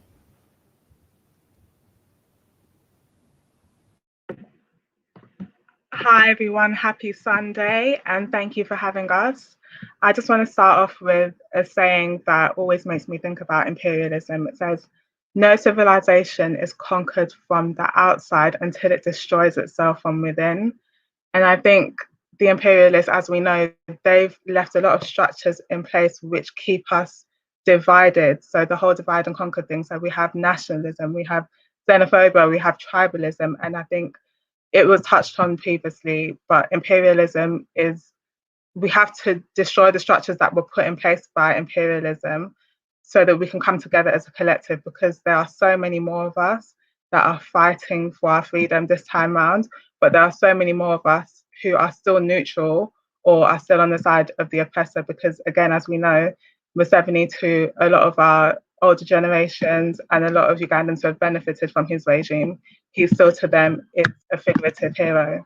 So with us, we predominantly wanted to amplify Bobby Wine, because he's not only fighting to remove Museveni, but Bobby Wine and National Union Party are also fighting to remove the structures that are in place that keep dictators going for more power, keep corruption in place, and keep all these isms that divide us as a people. And that's not just in Uganda, that's across Africa. It shouldn't be the case that every time we want to remove a president or a leader, that it should be through violence. We should have democratic systems in place, or any kind of system in place that allows people to be peacefully removed from power. And I think the only way we're really going to get that as a normal system, something that we normalize, is through more unity across Uganda, not just the unity of us who know that what we're currently going through is wrong. So I just also wanted to provide an anecdote. So I was in Tinda 2 years ago, just before the pandemic, and I visited a place called Innovation Village, where they work with young people who want to set up their own social enterprises. And the founder had said that he had a meeting with an MP, a government MP, and she had said to him that he was creating issues because if more young people know about all the grants that are available to them, then more young people will go for those grants. And they don't want everyone going for these opportunities because there's not enough supply to meet the demand. And this is the government that we have in place. For them, supply and demand is a bigger priority for them, as opposed to young people's futures and their prosperity. So that's what we're dealing with. And that's because we have a government that isn't representative of our population. We know that majority of our population is young, 80% is under the age of 35. So being such a young country, we don't necessarily have to have a young government, but we have to have a government that is invested in young people and invested in our futures. And we currently can't say that we have that. So this global solidarity that they're trying to build through the Red Pearl movement, we see it as a win for one, as a win for all, because we see what's happening in Nigeria, we see what's happening in Sudan, we see what's happening in Ethiopia. These are structures that if we find that one country is able to overcome it, then that builds more momentum for more of our countries. That's a whole Pan-African sort of view. Once one of us is winning, we all see how we can win and we all come together stronger, because unfortunately for some of us, we're not gonna, not we personally in this call, but people are not gonna want to join the movement until they see the wins. So the more we can amplify those wins, the more we can show people like Bobby Wine, who have got a lot of his party into government now, and people in Nigeria who almost had a win, but then we found that it wasn't really a win because they had said we're going to end SARS, but it was just really a new title. But if we keep pushing for these things, then eventually something has to change, and change is inevitable. So that's another point I want to make. A lot of the people who are loyal to Museveni, I think that they're in denial that at some point there's going to have to be change. So I think for us, it's about opening that dialogue about change being inevitable, but us having the power to shape what that change will look like if we come together. So when we think of unity, I think, again, we have to think about how do we open this dialogue to people who are police, people who are security forces, because these are people's uncles, aunties, cousins, relatives, somebody that they went to school with. So I think that these are the people that we need to tap into, because these are the people who, like we mentioned before, they're the people that are being paid by Museveni's regime. So for them, they don't see any incentive to go against what Museveni is standing for. But I think once we're kind of pushing for the governments in the diaspora to stop funding Museveni's regime, then at some point that's going to pull on his purse strings. And if he can't afford to pay them as well, then that sort of political and economic sort of impact will open us up to the kind of social impacts that we can have through opening up that dialogue and showing that we empathize with the people who feel like he saved them, but showing them that now is the time for change. And we have a responsibility to our future generations, especially now in the age of the fourth industrial revolution and Africa Free Trade Agreement. If we want our country to remain competitive, and if we want our inhabitants to remain looking like us, rather than other people just coming in and kind of benefiting from all these economic benefits that will surely come, then we have to come together and we're going to have to create change. And it's something that, again, it goes back to unity. So I just want to leave with the saying that neutrality is on the side of the oppressor, and we don't have the luxury anymore of being neutral. And I think that's something that we have to keep pushing online. So the posting and the retweeting, it can't stop. We have to keep posting and retweeting. We have to put pressure on our networks, on our loved ones to post and retweet, because social media is the voice at the moment, the voice of many people who are still switched off in Uganda, and the voice of many people who can't come together without social media. Because I myself, I joined the Red Pearl because I was able to connect through social media because I'm over in the UK, and it's done a lot for us globally. So we can't underestimate the power of social media for amplifying our voices, and we can't stop retweeting and posting. Thank you. Thank you so much to Lynette and Tirabo from the Red Pearl movement. I love so much what you just said, Lynette. Neutrality is on the side of the oppressor. And I think that was a very clear and powerful call to all of us that from wherever we are located, we have a role to play in uplifting this movement. I appreciate your efforts and just want to make sure people know how to reach you all. For the Africa for Uganda boycotts, you can go to Facebook and look up the page Africa for Uganda for more information on how to support the efforts. And for the Red Pearl movement, can you let us know where we should find you to learn more about the work and uplift, what you're doing? Yeah, so we're at Red Pearl. I don't know if I put it in the conversation, I don't know if people will be able to see it, but it's RED, well, as it's spelled in Chilabo's DP, but then MVMT, and also the hashtag Red Pearl. But yeah, we're on Instagram and Twitter, so you can find us Red Pearl MVMT. Thank you so much. And now we are going to bring in our next voice from the movement. And let's just see if we can add you here. So one thing that we are seeing is so important is to really uplift the folks who are doing the day-to-day work in real time to resist. And so next we are going to hear from a representative from the End Museveni Dictatorship Mutual Aid, which is a group that directly meets the needs of freedom workers in Uganda who are incessantly brutalized by Museveni's dictatorial violence. And I'm so happy to introduce ANSK, aka I Know Mugisha, who is an African feminist, anarcho-socialist artist and activist who helped convene the EMD Mutual Aid Group. So you are welcome. Are you there? Yeah, I'm here. I was on mute. Okay. Thank you so much for having us. I will present now. EMD stands for End Museveni Dictatorship. EMD Mutual Aid Group was gathered after the massacre of over 55 Ugandans on November 18th, 2020 by security forces in Kampala, Uganda. Media reported on casualties, and the deceased was that they were riotous, implying an implicit justification of the cruel and brute forces enacted upon them. In its aftermath, EMD observed a crisis of critical attention, care, and solidarity with the injured and their loved ones. What persisted with the narrative of riotous protesters were extensive spectacles of the harassment and murders of those utilizing their constitutional freedoms to object to the arbitrary arrest of then presidential candidate, Honorable Robert Sentamu Kyagulanyi, alias Bobby Wine, as all of you know.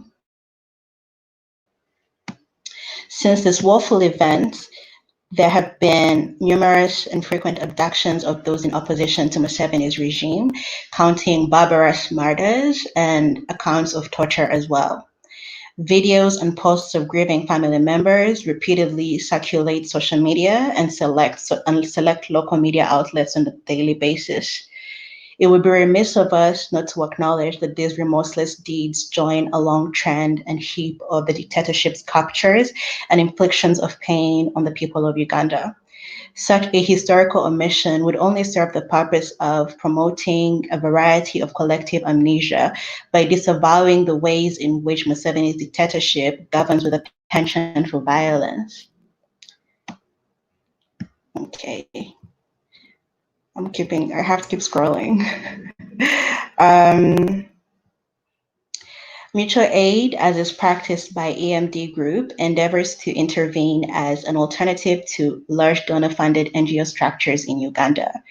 NGOs are nonprofit organizations operating independently of governments to address specific social and political issues.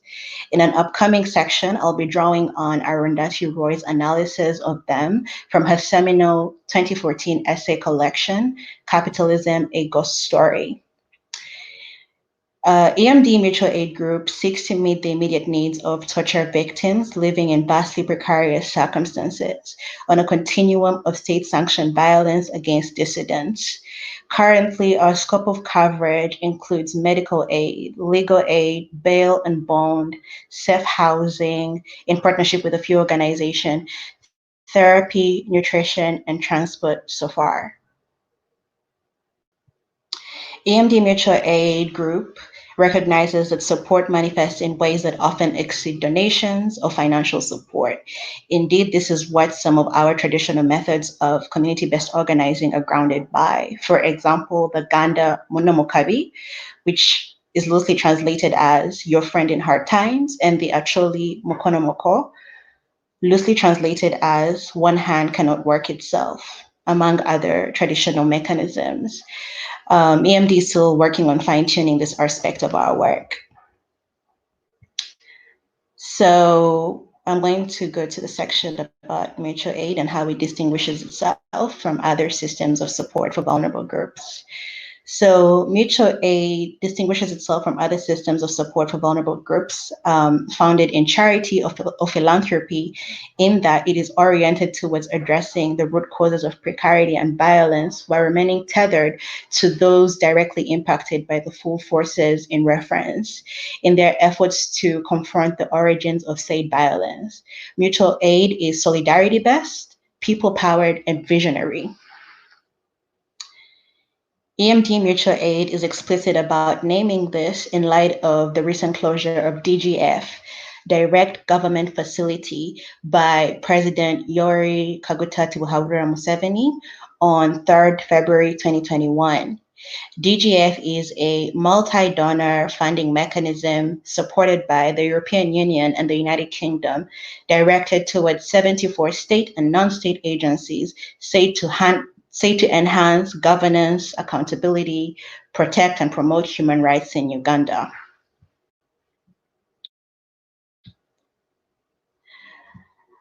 Though the suspension of DGF, which oversaw over 500 billion Uganda shillings, which is the equivalent of 100 million pounds, injected into NGOs and government bodies, is indeed a hit on the livelihoods of hundreds who were resourced by DGF or such redress over rights infringement through its recipients/donees, it is important to draw attention to the glaring inconsistencies and limitations that are enhanced by particular modes of donor funding belying political resistance in Uganda, primarily focusing on the fashion in which imperialist motives of funders are left unaddressed.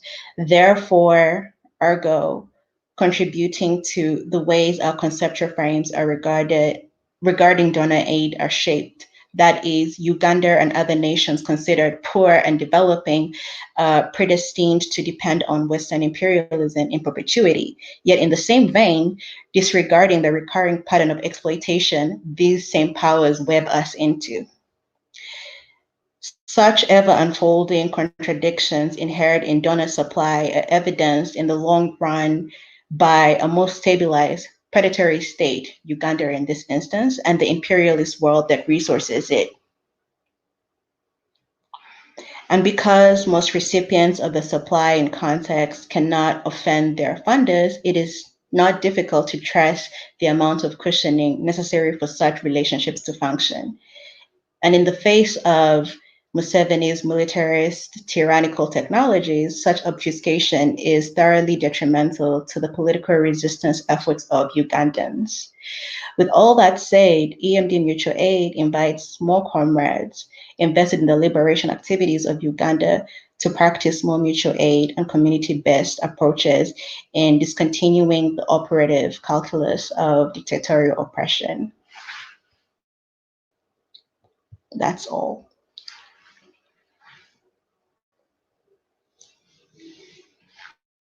Thank you so much for that very important discussion on the political economy of what's going on in the struggle.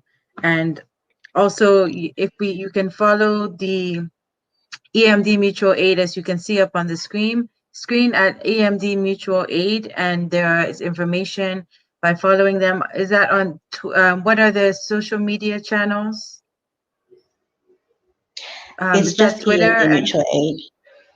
Is that on Twitter? Yes, EMD Mutual Aid.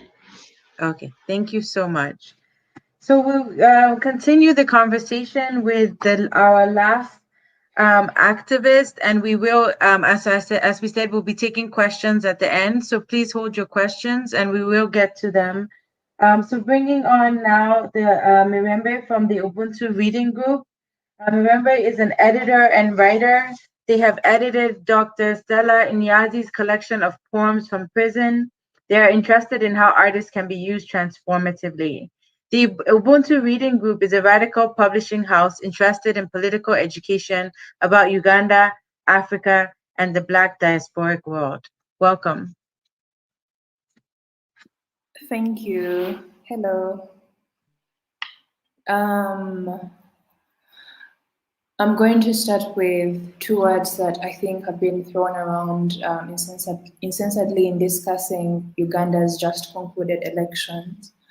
One of these words is elite. The elites don't want Bobi Wine. The elites won't vote for change.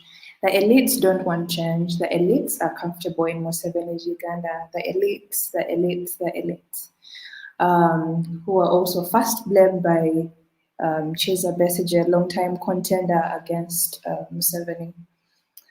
The second word is ideology. There have been a lot of questions of what is NUP's ideology. I want to vote for Bobi Wine, but does he have plans apart from removing the dictator? What happens after we remove the dictator? NUP supporters only know how to abuse, they don't have content. Well, it's been 35 years, what is NRM's ideology? Why don't you stop asking questions about Bobi Wine's ideology and read his manifesto, and so on and so forth? And I've been thinking, what do people really mean when they use the words ideology? And when they use the term elite, who exactly are they referring to? And I've chosen these two words because of the issues that they highlight. What ideology are the people who have access to these people's manifestos looking for? Well, an ideology is a system of ideas and ideals. And I think we have reached this point, which I think the previous speakers have also talked about, where we need to have a vision, a collective vision for freedom that is beyond Museveni, that is beyond removing the dictator. I think what these discussions highlight is a need for this common vision for freedom. And I just want to read this quote by Frantz Fanon. To educate the masses politically cannot mean making a political speech. What it means is to try relentlessly and passionately to teach the masses that everything depends on them, that if we stagnate, it is their responsibility, and that if we go forward, it is due to them too. That there is no such thing as a demiurge, that there is no famous man who will take the responsibility for everything, but that the demiurge is people themselves, and the magic hands are finally only the hands of the people. And this is what Ubuntu Reading Group is interested in. We're interested in doing political education to build the movement. When Moses was talking about the People Power movement and how he was disappointed in it becoming a political party, he talked about how the movement keeps getting co-opted. And I think this is because we have not yet reached the point where everyone agrees that this is the common vision that we are working towards. and how we can all get to the point where we understand what it is that we are working towards. I think we can only do that through political education. We need to remove, I guess, hierarchies of knowledge where, we have experts who know, this is what it is when imperialism and this is about colonialism. So what Ubuntu Reading Group is trying to do is create a sort of community of people who, I guess, we all understand what imperialism is. We all understand how the police brutality is coming about, and we all understand why it is that we need to abolish the police. We need to understand, where Museveni is coming from when he does the things that he does. We need to understand ethno-nationalism. We need to understand patriarchy. We need to understand homophobia. And the only way we can do that is through political education. And I've always thought that the way that we can do that is through reading. So we have a channel where we share things to read about Uganda and Africa and the Black diasporic world, because of course we understand that the struggle is always already connected. Yes, and beyond just reading, we are also interested in publishing things that are critical for the time that we are in. For example, Dr. Stella Nyanzi spent 18 months in prison for offending Museveni. And it was important for us that she offended Museveni by a poem that she wrote, and it was important for us that we publish the poetry that she wrote in prison. It was her sort of resistance to it. And we are going to publish a book by Dr. Jimmy Spire Sentongo that he wrote in the early days of COVID-19, where the government quarantine people and ask them to pay so much money. And this is important because I think for me personally, my earliest memory of looking at a feminist and being inspired was, I think, was it 2011 or something around there, where there was someone, she was called Barbara Alimadi. The police brutalized a politician by sexually harassing her.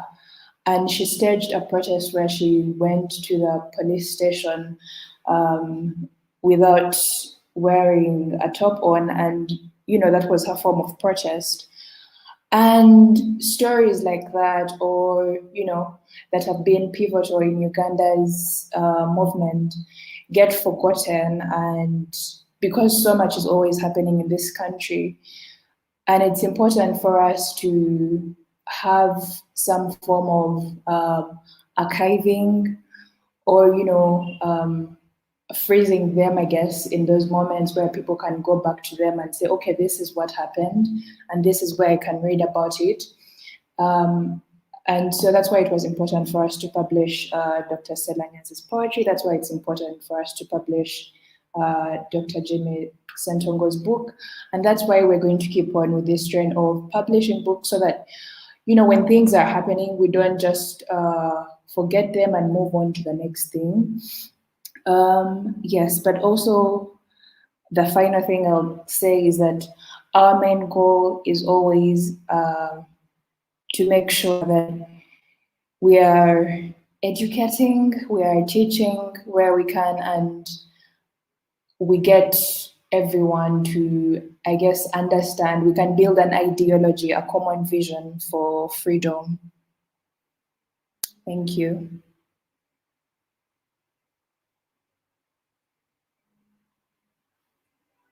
Thank you so much for those powerful words and for quoting Fanon. The magic hands are finally only the hands of the people. Such powerful work on all levels, on the streets and in our intellectual circles. So much work to be done. We would like to take now a moment of silence for the victims that have both been murdered and also that have been brutalized by the regime. And so we're just going to take a moment of silence now before we transition into the next phase.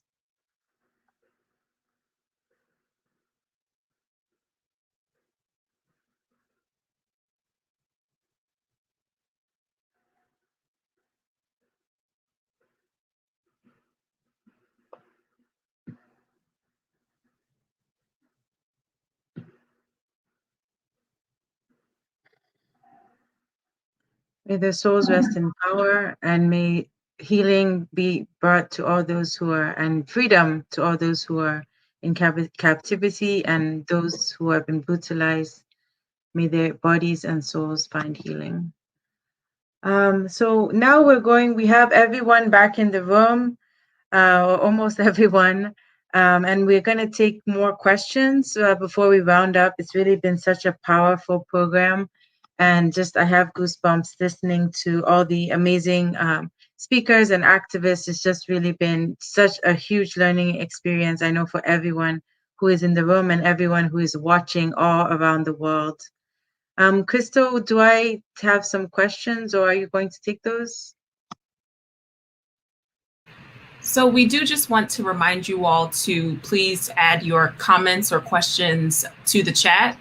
That way we can certainly respond to them in the last few minutes of this live stream. So the first that I'll just add here is from Dawn, who is asking a bit of a question around what are the issues that popular movements are organizing around? It isn't enough to say get rid of XYZ, but to be for. And so part of what I'm hearing in this question is about the vision, right? Not just the abolition, the dismantling, but what are we envisioning is the end goal? And anyone can feel free to respond.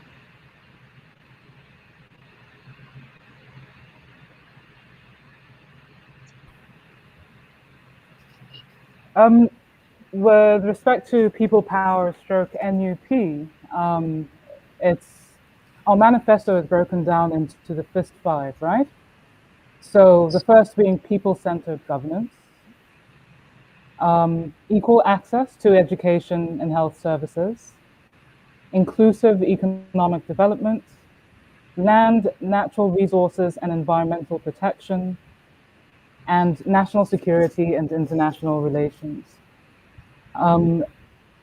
It was very important during the lead up to the election to ensure that people also understood what the agenda behind People Power is, because I think, when you're in periods of great oppression, it's easy to focus on, the oppression and not necessarily where you want to be.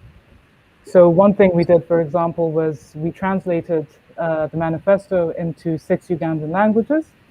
It's still available for anyone who wants to read it. It's also in English on radioyaffe.com. Radio Yaffe, YAFFE.com. So you can download the People Power Manifesto and have a greater understanding of what the vision is for Uganda beyond Museveni.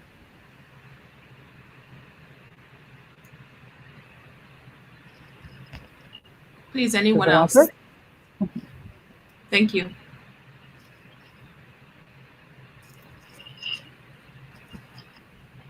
I can share some thoughts on that. I think that this is a really important question, because if we're honest, in a place like Uganda, if we're asking people to stand up to try and remove a dictatorship, we're asking people to risk their lives in some instances. And indeed, so many people have already died and have unfortunately lost their lives. And so we have to have, those lives haven't been lost in vain. There has to be something that we are fighting for ultimately. I think that making those demands and making what you're fighting for as a primary part of your campaign is really important, to prove to people that this is worth getting involved with, and to prove to those elements that maybe have stayed loyal to Museveni for a long time, whether that's in the military or the police and so on and so forth, because they think they have a lot to lose if they suddenly come up against Museveni, if their lives are in a certain place. So we have a duty to prove that they actually have more to gain by joining the movement against Museveni and joining the construction of a society that can provide for everyone on a better basis. But I think the only way to provide a society in that way is to nationalize the companies and nationalize the corporations that hoard all the wealth in Uganda and in Africa more generally. The money for all of the money for the construction of houses, the money for the construction of schools, for healthcare, which is a big question now in this global pandemic, the question of coronavirus. I saw the vaccines are being bought at a certain price. The question of imperialism is evident in that as well. But the point is, the money for the construction of the sort of society we need to house, to feed, to clothe everyone is there, but it's held privately. And that's why you need a mass movement that has a nationalization ultimately, I think, as its goal, in order to take those resources and use them and plan them for the betterment of society. That would be my conclusion. I'd like to echo what Namata and Fiona said. I think it both comments link back to the structures. So there were structures that were put in place, not necessarily by Ugandans or even by Africans. And those structures keep, again, the division, it keeps the hoarding of power, it keeps there's no need to do better because there's not necessarily any way to be held accountable consistently. So while we are saying that what you're doing is not good enough, they haven't felt any impact of our grievances or our transgressions. So creating structures where whoever is in power, whoever is in government, is being held accountable by the people and is serving the needs of all the people, not just a certain part of Uganda, not the south or the north, or not just a certain tribe, just having to really be accountable to everyone. I think that's the sort of vision that we need to be working towards. And again, amplification, because there's a lot of work going towards that right now. So amplifying, again, the people that are on the ground, people that are risking their lives, the people that are demanding better. We need, again, across the diaspora, to be providing the platform for their voices and their work to be seen and heard everywhere. Thank you for that. And people can continue answering this question, which is always a very important question about the vision, right? What are we actually fighting for here? But there were also quite a number of questions in the comments about strategies and tangible ways to support the struggle. I know Namata mentioned the whole notion of boycotts. There were some comments about boycotts and the pros and cons of that, and also sanctions and the pros and cons of that. And there was an interest in hearing about what people who are on the ground in Uganda can do. So for example, Victor wrote, could you please share strategies that can be applied to instill courage in people to hit the streets? And that's always an issue, right? Instilling that courage to hit the streets and stay there. But then another question is for people who may not be on the ground in Uganda, but want to support. And so there was a very specific question from Victoria. Is there somewhere we can donate to the cause that will actually benefit activists in Uganda? What other than awareness can we do in other countries? And there were quite a number of comments throughout the entire program about wanting to know specifically what one can do to be in solidarity. So if you can speak to either the vision question or the sort of tactical strategy question for continuing to support and amplify this movement. I just want to speak a little bit about the person who asked about courage to hit the streets. I don't think it's a question of courage in Uganda because historically, all the protests that have happened under Museveni, literally walking, I guess, 1 kilometer outside your house and going to with the November protest, it's now, I guess, shoot to kill. So I don't think it's about courage in this situation. I think this is a whole different thing altogether. And I think this is why it's important for us to explore the question of strategies, because it's not safe at all to hit your streets. It's not safe at all. It's not about courage.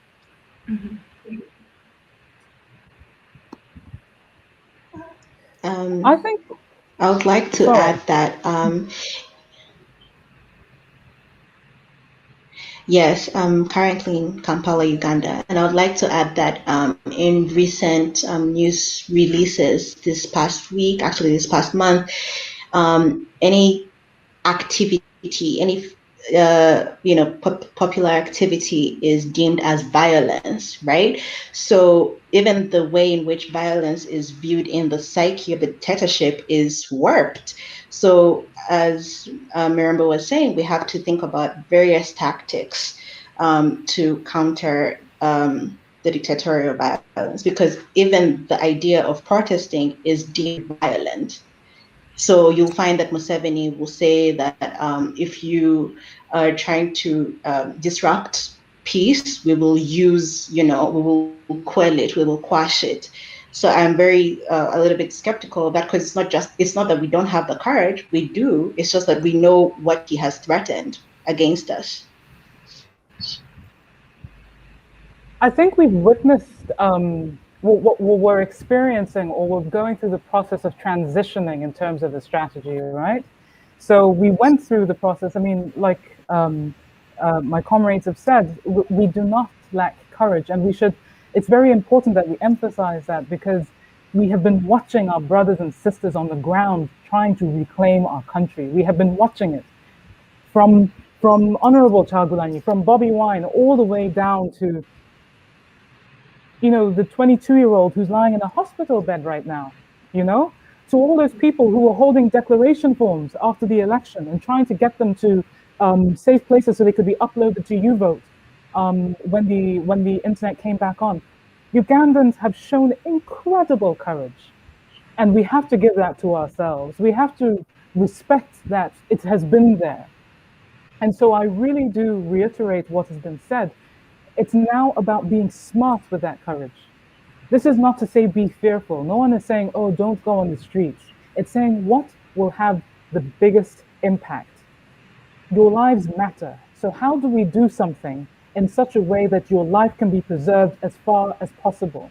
And how can we do something so that your impact is felt, so that it's efficient? Our attacks must be efficient. Again, the dictator Museveni is a strategist. And so we have to fight strategy with strategy. This is why, for example, if you look at, and I'm going to go back to the boycott, that is one way in which people can start fighting without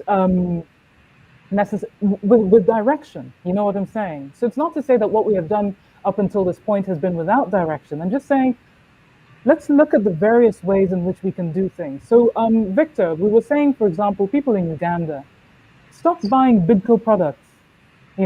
Stop going to Serena Hotel.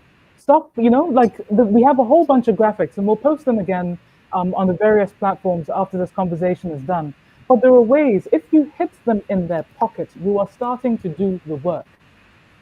And so if you start looking at it in terms of strategy and you start doing it in that way, then you will find that when it gets to that core moment where we're now trying to break that last, sort of bastion of oppression, you will find that we will have done a lot of the work just by operating smart, as opposed to necessarily with brute force.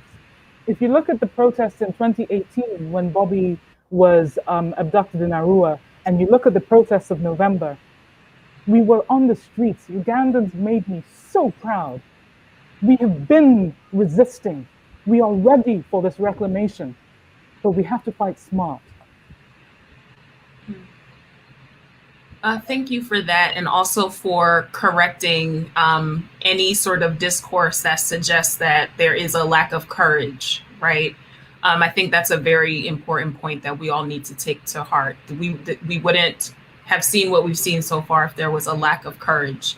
And I just want to add on to the comments so far with some more additional questions that connect to it so that others can also incorporate them into their remarks. So there's someone who mentioned sanctions, and also I think targeting business, not just domestically in Uganda, but also internationally, some of the neo-imperialist connections that were discussed very much earlier in the conversation.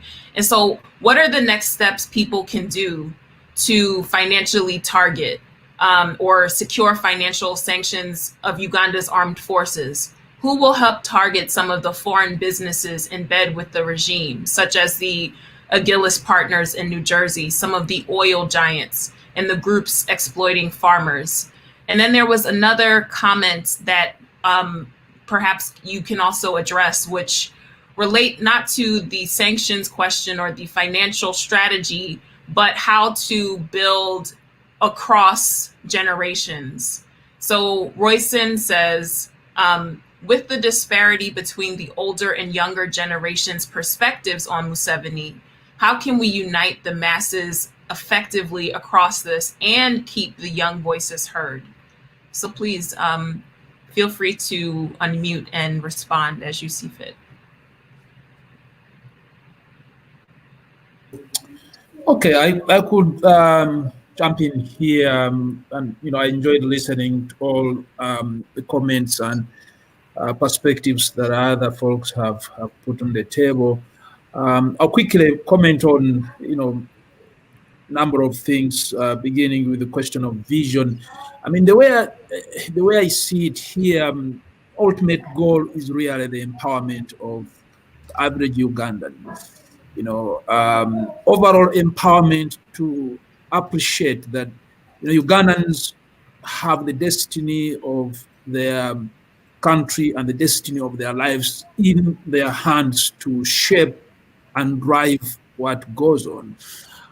We are a country that is enormously endowed with all sorts of resources, and so we what we should be driving at here is total liberation, and such that people can own the country that belongs to them, such that the country's resources are not the exclusive real estate property of Museveni and the people around him. Such that the land of Ugandans is used by Ugandans, right, for their needs and interests and aspirations. So, and I think this is the broader problem that we face as a continent. Africans do not own the continent that belongs to them. The continent is riches, resources, and endowments are despoiled, destroyed, and exploited by a narrow coterie of elites and their foreign acolytes and their foreign interests and their foreign collaborators. And I think that is the liberation that we need, the liberation to empower people, to demand for the Uganda that they deserve, to ask the questions that they should be asking, and to refuse to be exploited, to refuse to be treated with indignity, and to refuse to say no to being exploited, to being given the crumbs of the State House dining table by way of cheap patronage and cheap handouts, which also, by the way, applies to liberating Ugandans and Africans to refuse the paternalism of the West, to refuse being told what we need and what is right for us. In other words, to be able to chart our own agenda and to determine, what we want in life as a people. That is the kind of empowerment and liberation that remains a far cry, that remains an elusive target ever since the continent got independence in the 1960s. About the issue of strategy, I would like to impress upon, and especially you folks, the young people, I'm an old man now, and I don't want to,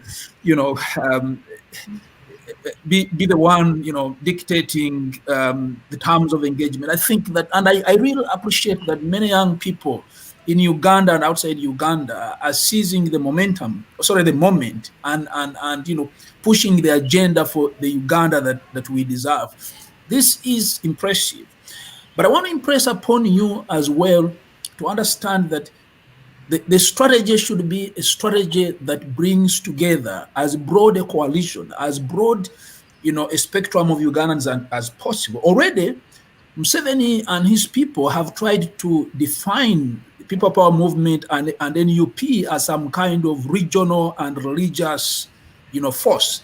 That should be rejected, So, NUP and, whoever is engaged in this should be able to appeal to the broader, scope of Ugandans and articulate a really national agenda, a national vision, a vision that brings on board all Ugandans. Because you see, historically, we have been a fragile and fractioned country where, the North is pitted against the Central, and all sorts of sentiments nowadays against people from Western Uganda.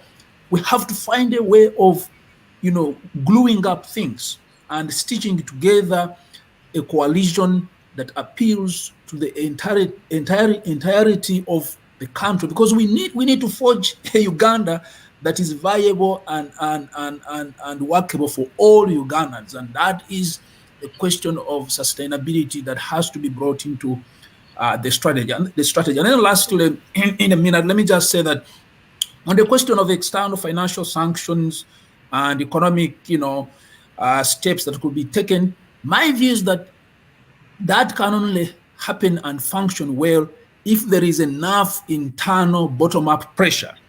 You see, Western economic and financial interests are not going to do anything to help Ugandans unless they feel that there is enough heat in Uganda, there is enough pressure, there is enough, momentum that is pushing the wheels. Revolution has to come from below and from among the people. Outside interests, whether the United States or Britain or other, multinational corporations and multinational capital, they will react and make any substantial positive steps in the direction of, taking action only and only if there is enough pressure internally and enough, dynamism that is pushing the wheels. Thanks.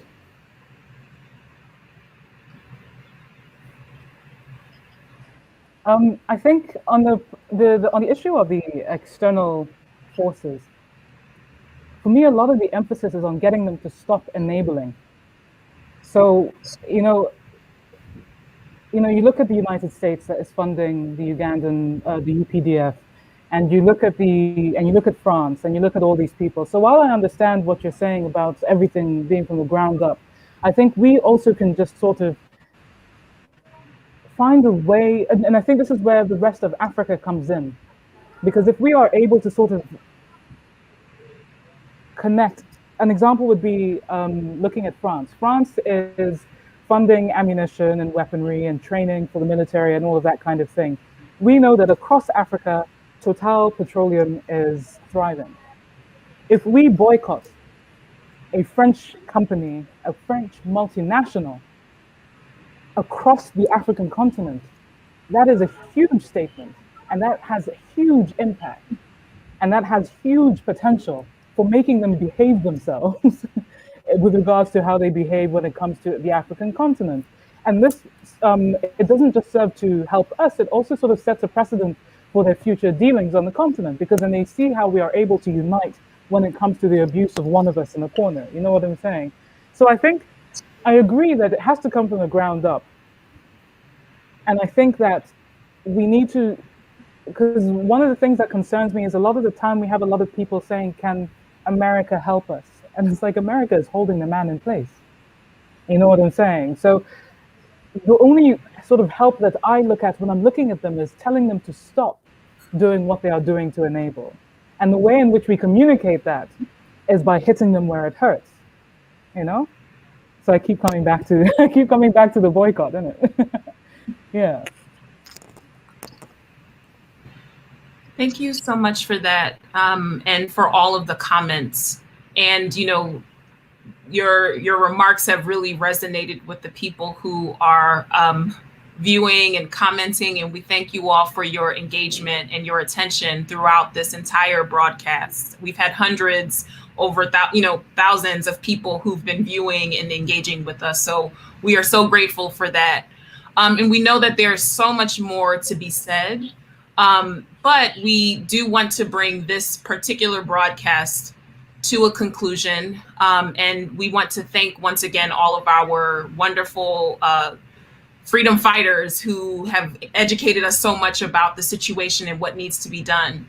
So by way of closing, we would love to invite you all to offer some final remarks or, final, suggestions or, marching orders, as it were, for us to really continue this, to continue supporting and pushing this forward.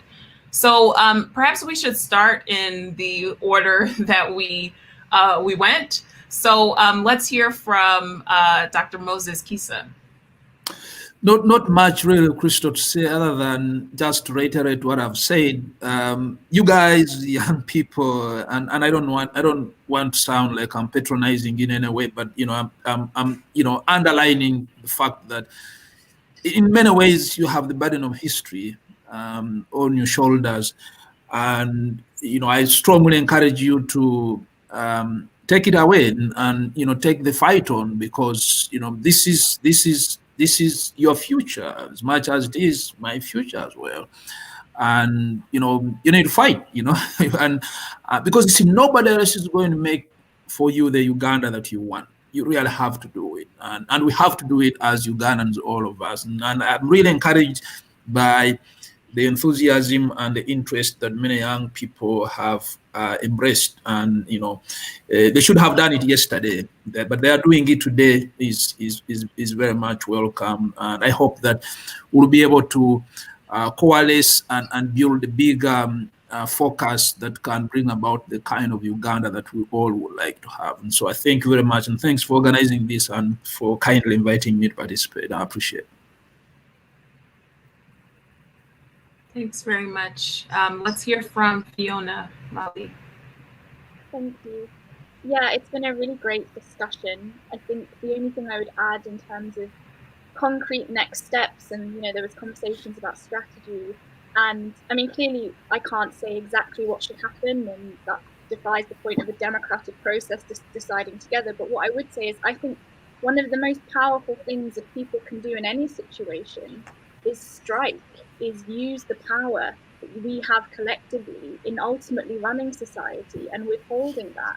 And I think general strikes in particular, in Sudan, in the Sudanese revolution, a powerful general strike happened and millions of people took part. And it was instrumental, I think, to that revolution, because it gives people confidence and it reminds us that we run society. Those of us who work and who toil and who farm, we are the ones who run society. And I think this is linked to the comments we made about Ugandans owning the country that they live in themselves, so they don't own it.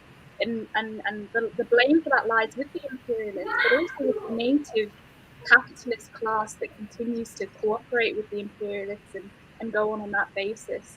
And so I think organizing through workers' organizations and the heart of communities on that basis is the way forward. And I think that's better than economic sanctions from Western governments, which will ultimately affect the Ugandan, the poorest Ugandans, before they will ever affect the Museveni and his friends of the world. And international solidarity can come about on that basis as well. There was a great example in Italy of union workers refusing to load a ship that was a Saudi ship that was basically transporting weapons to Yemen that was being used in that war. But workers in Italy, completely separate from the situation, they refused to load that ship. That's the kind of international solidarity that we could also apply to Uganda, and we must apply whether we're in Uganda or elsewhere. And so international working class solidarity, supporting the struggle internally, but doing so on a basis of the fighting for, as we said, fighting with this vision, fighting with the goal, in my opinion, of nationalization of the companies, of the land, of the resources, so that you can have a truly free Uganda. And I think that would only be possible if it was part of an Africa-wide Africa-wide revolution as well, because all of this is interconnected. Capitalism, imperialism is an international system, and so our response in socialism, I think, has to be international too. Thank you so much for such a clear just articulation of the need to understand the relationship between capitalism, imperialism, and why we must have international solidarity, truly. Let's hear from Namata. I think my focus really is a word of encouragement, not just to Ugandans, but Africans in general, but Ugandans really. It's a hard moment. I know it's a hard moment. It's hard, but we're entering the next phase of our being. You know, this is a really powerful moment for us. We are rediscovering our power, and we are walking towards it and saying that we want it back. And there is such power in that. Just in saying we want our power back, there is power in that. And so I think we need to sort of acknowledge that this is not an easy situation, but we need to take courage in the fact that we are going to be free. We are going to be free. We need to fight smart. We need to engage not just ourselves, but we need to be engaging other Africans. We need to understand that our fight sits within the context of every other African's fight. Our lives cannot matter until Black lives matter. Uganda cannot be free until SARS is completely abolished. You know, once we start to understand that, and we start to understand our struggle within the greater context, we will start making true strides, like massive strides towards freedom. And if we're able to do that, then we will start to understand how the small actions that we are taking today are going to have the impact that we need. So I think perhaps what we also need is a little bit of patience. We're not just going to wake up tomorrow and it's all over. But let's move with the confidence that we've been showing so far, and then just keep sort of building on those strategies, engaging those who are ready to support us. Look at this group of people that have organized this. You know, like there are people out there who are standing with us. So we need to continue to sort of tap into that and understand that we are not alone in all of this. And if we can start doing that, if we can start strategizing, if we can start essentially just working, not start, people have been doing this, but I think all I'm really trying to say is just hang in there, really hang in there.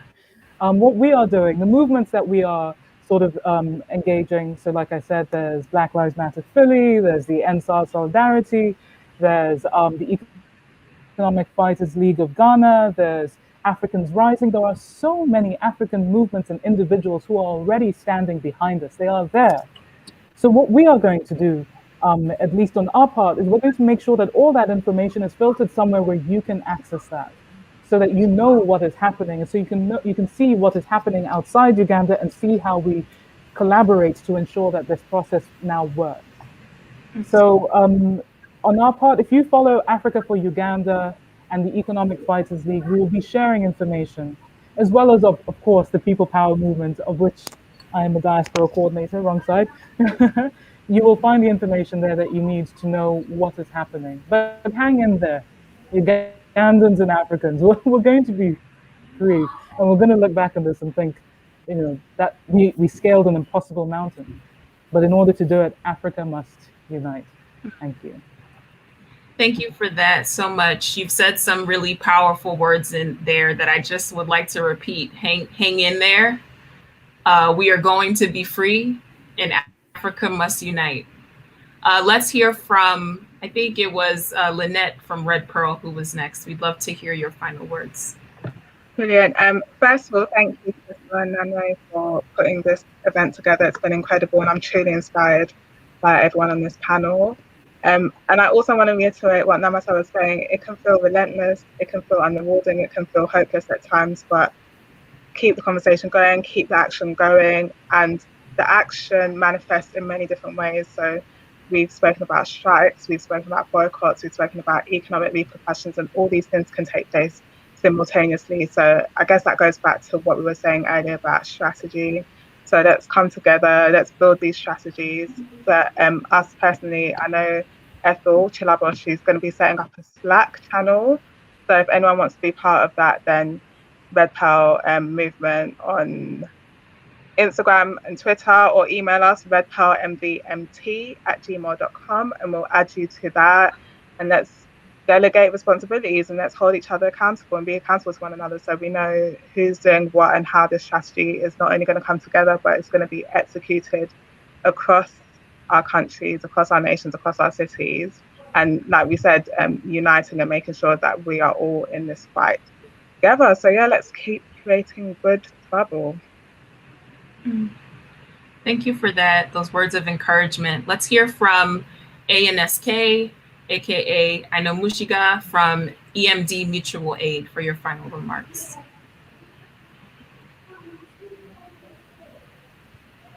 Thank you so much. It has been a really riveting conversation.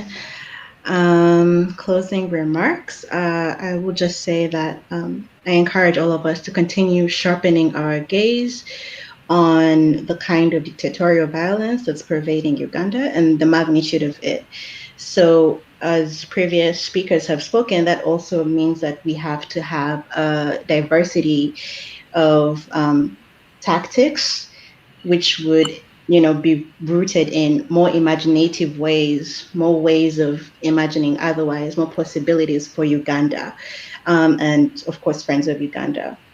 Because the courage is abundant. It's just really finding ways of channeling it, as many have reiterated before me. And also, I can't believe we didn't mention that there was a successful boycott recently of the Mamas, the MTV Mama Awards, that have been postponed in Uganda. So boycotts are powerful. Nod to Namata.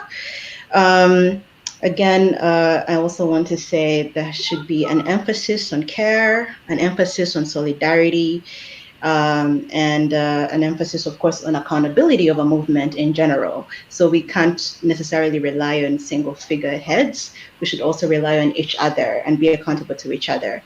In that spirit, as the comments have been populated with EMD information, for those who would like to share your donations or support in whatever way, we also welcome anyone who wants to offer services. For example, if you're a therapist, if you're a doctor, if you have like a restaurant, a business, that sort of thing, everything is welcome. It's not only monetary, as the presentation that I gave was. But for those who would like to give financial support, it is PayPal at EMD Mutual Aid. And then the Airtel Money Uganda number has also been shared in. It's plus 256-700-837-321. Yeah, thank you so much. I'm Aino Mugisha from EMD Mutual Aid, and this was really pleasant. Thank you so much. And let's hear from Marimbe from Ubuntu Reading Group, please. Thank you so much for organizing this. I think you doing this and inviting us to be a part of it has really shown me something that is possible, something that, we've been thinking of doing as, part of the political education.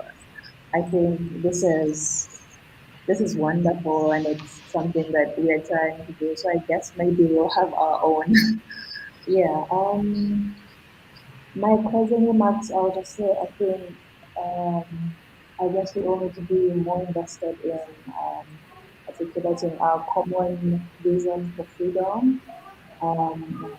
And I guess we can do that through reading. We can do that through, learning with other people that, we can do that with.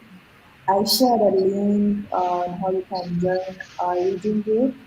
But you can, if you're following sharing Ubuntu on Twitter, the link is also there. So you can join our reading group. We don't only share about Uganda, we also share about what is happening elsewhere in Africa. Yes, thank you so much, and thank you for showing us what is possible. Thank you so much to all of our panelists. Nanre, would you like to say some words? Yes. Wow, it's really been an amazing experience. And it's just, you know, it continues to be a movement that we are building and growing, and, you know, continue to join all these groups that are here. Also, the Solidarity Network that we're building, we invite all of you to also join us from the various capacities. One thing that really struck me, you know, was the idea that these dictators and the people, the imperialists, are really shaking in their boots. They are so afraid, and they are borrowing from each other. You know, as Namata rightly put it, you know, these struggles are all interconnected, and we've seen even over the past of just this 1 year, where we saw movements in the United States. You know, those the Black Lives Matter movement. You know, go to Nigeria and then to Uganda, and just like, you can see the same kinds of tactics that were deployed, the same brutalization of our human bodies, the same suppression of the internet, and it's just going to get worse. It's because they're borrowing from each other's playbooks. And you know, when they see, oh, you know what's happening in Nigeria, they try to do worse in Uganda. And we have so many elections coming up in Africa this year, but we also have so many sit-tight dictators. We have here, I just borrowed this from EIE's sheet, you know, all the dictators, you know, in Africa that have been here 40, 50 years, you know. And so when they see us moving, when they see us mobilizing, they are afraid, and they're borrowing from each other, and they're calling each other, and they're saying, oh, you know, this is what we're going to do. And so we have to also use our own power to also create our own plan and our own strategy. We have to create, and this is what we're doing. We're creating our own playbooks. We're creating our own black prints of the African Revolution. This is what we are doing now, and we must continue to have courage and to not be afraid, and to continue to mobilize and to connect and to care for ourselves. And this is really there's so much momentum, and we must not lose it. We must realize these dreams that we have, that our forefathers had and were not able to realize, our foremothers had, were not able to realize, but we will be the ones to realize this. So I'm so blessed. I feel so humbled by this experience here today, and just look forward to continue to building and mobilizing. And this is just continues to be a new beginning every day. Thank you so much for those words. Every time we do this, I get chills at many points in these conversations. And part of the reason why is because, you know, in Black Lives Matter, in the movement for Black Lives, we have a kind of rallying cry, which is the chant that Assata Shakur wrote in her wonderful autobiography. And it starts, "It is our duty to fight for our freedom." And it is a sacred duty. It is a duty that we have no choice but to take up. And we have no choice because our very freedom, our very lives depends on it. But we also have no choice because we give honor to those who have come before us in continuing the struggle. And so the thing that is always so impactful to me is that, you know, we are in our locations, we are fighting our various parts of this fight. But when we take a moment to come together, to look around, we see that whether it's militarism or white supremacy or policing, it is the same rotten system that requires Black death, that requires capitalist exploitation, that requires patriarchy, that requires us to be divided. So when we see that they are operating from the same, you know, playbook, we also notice that we ourselves in fighting are coming together to create a shared playbook.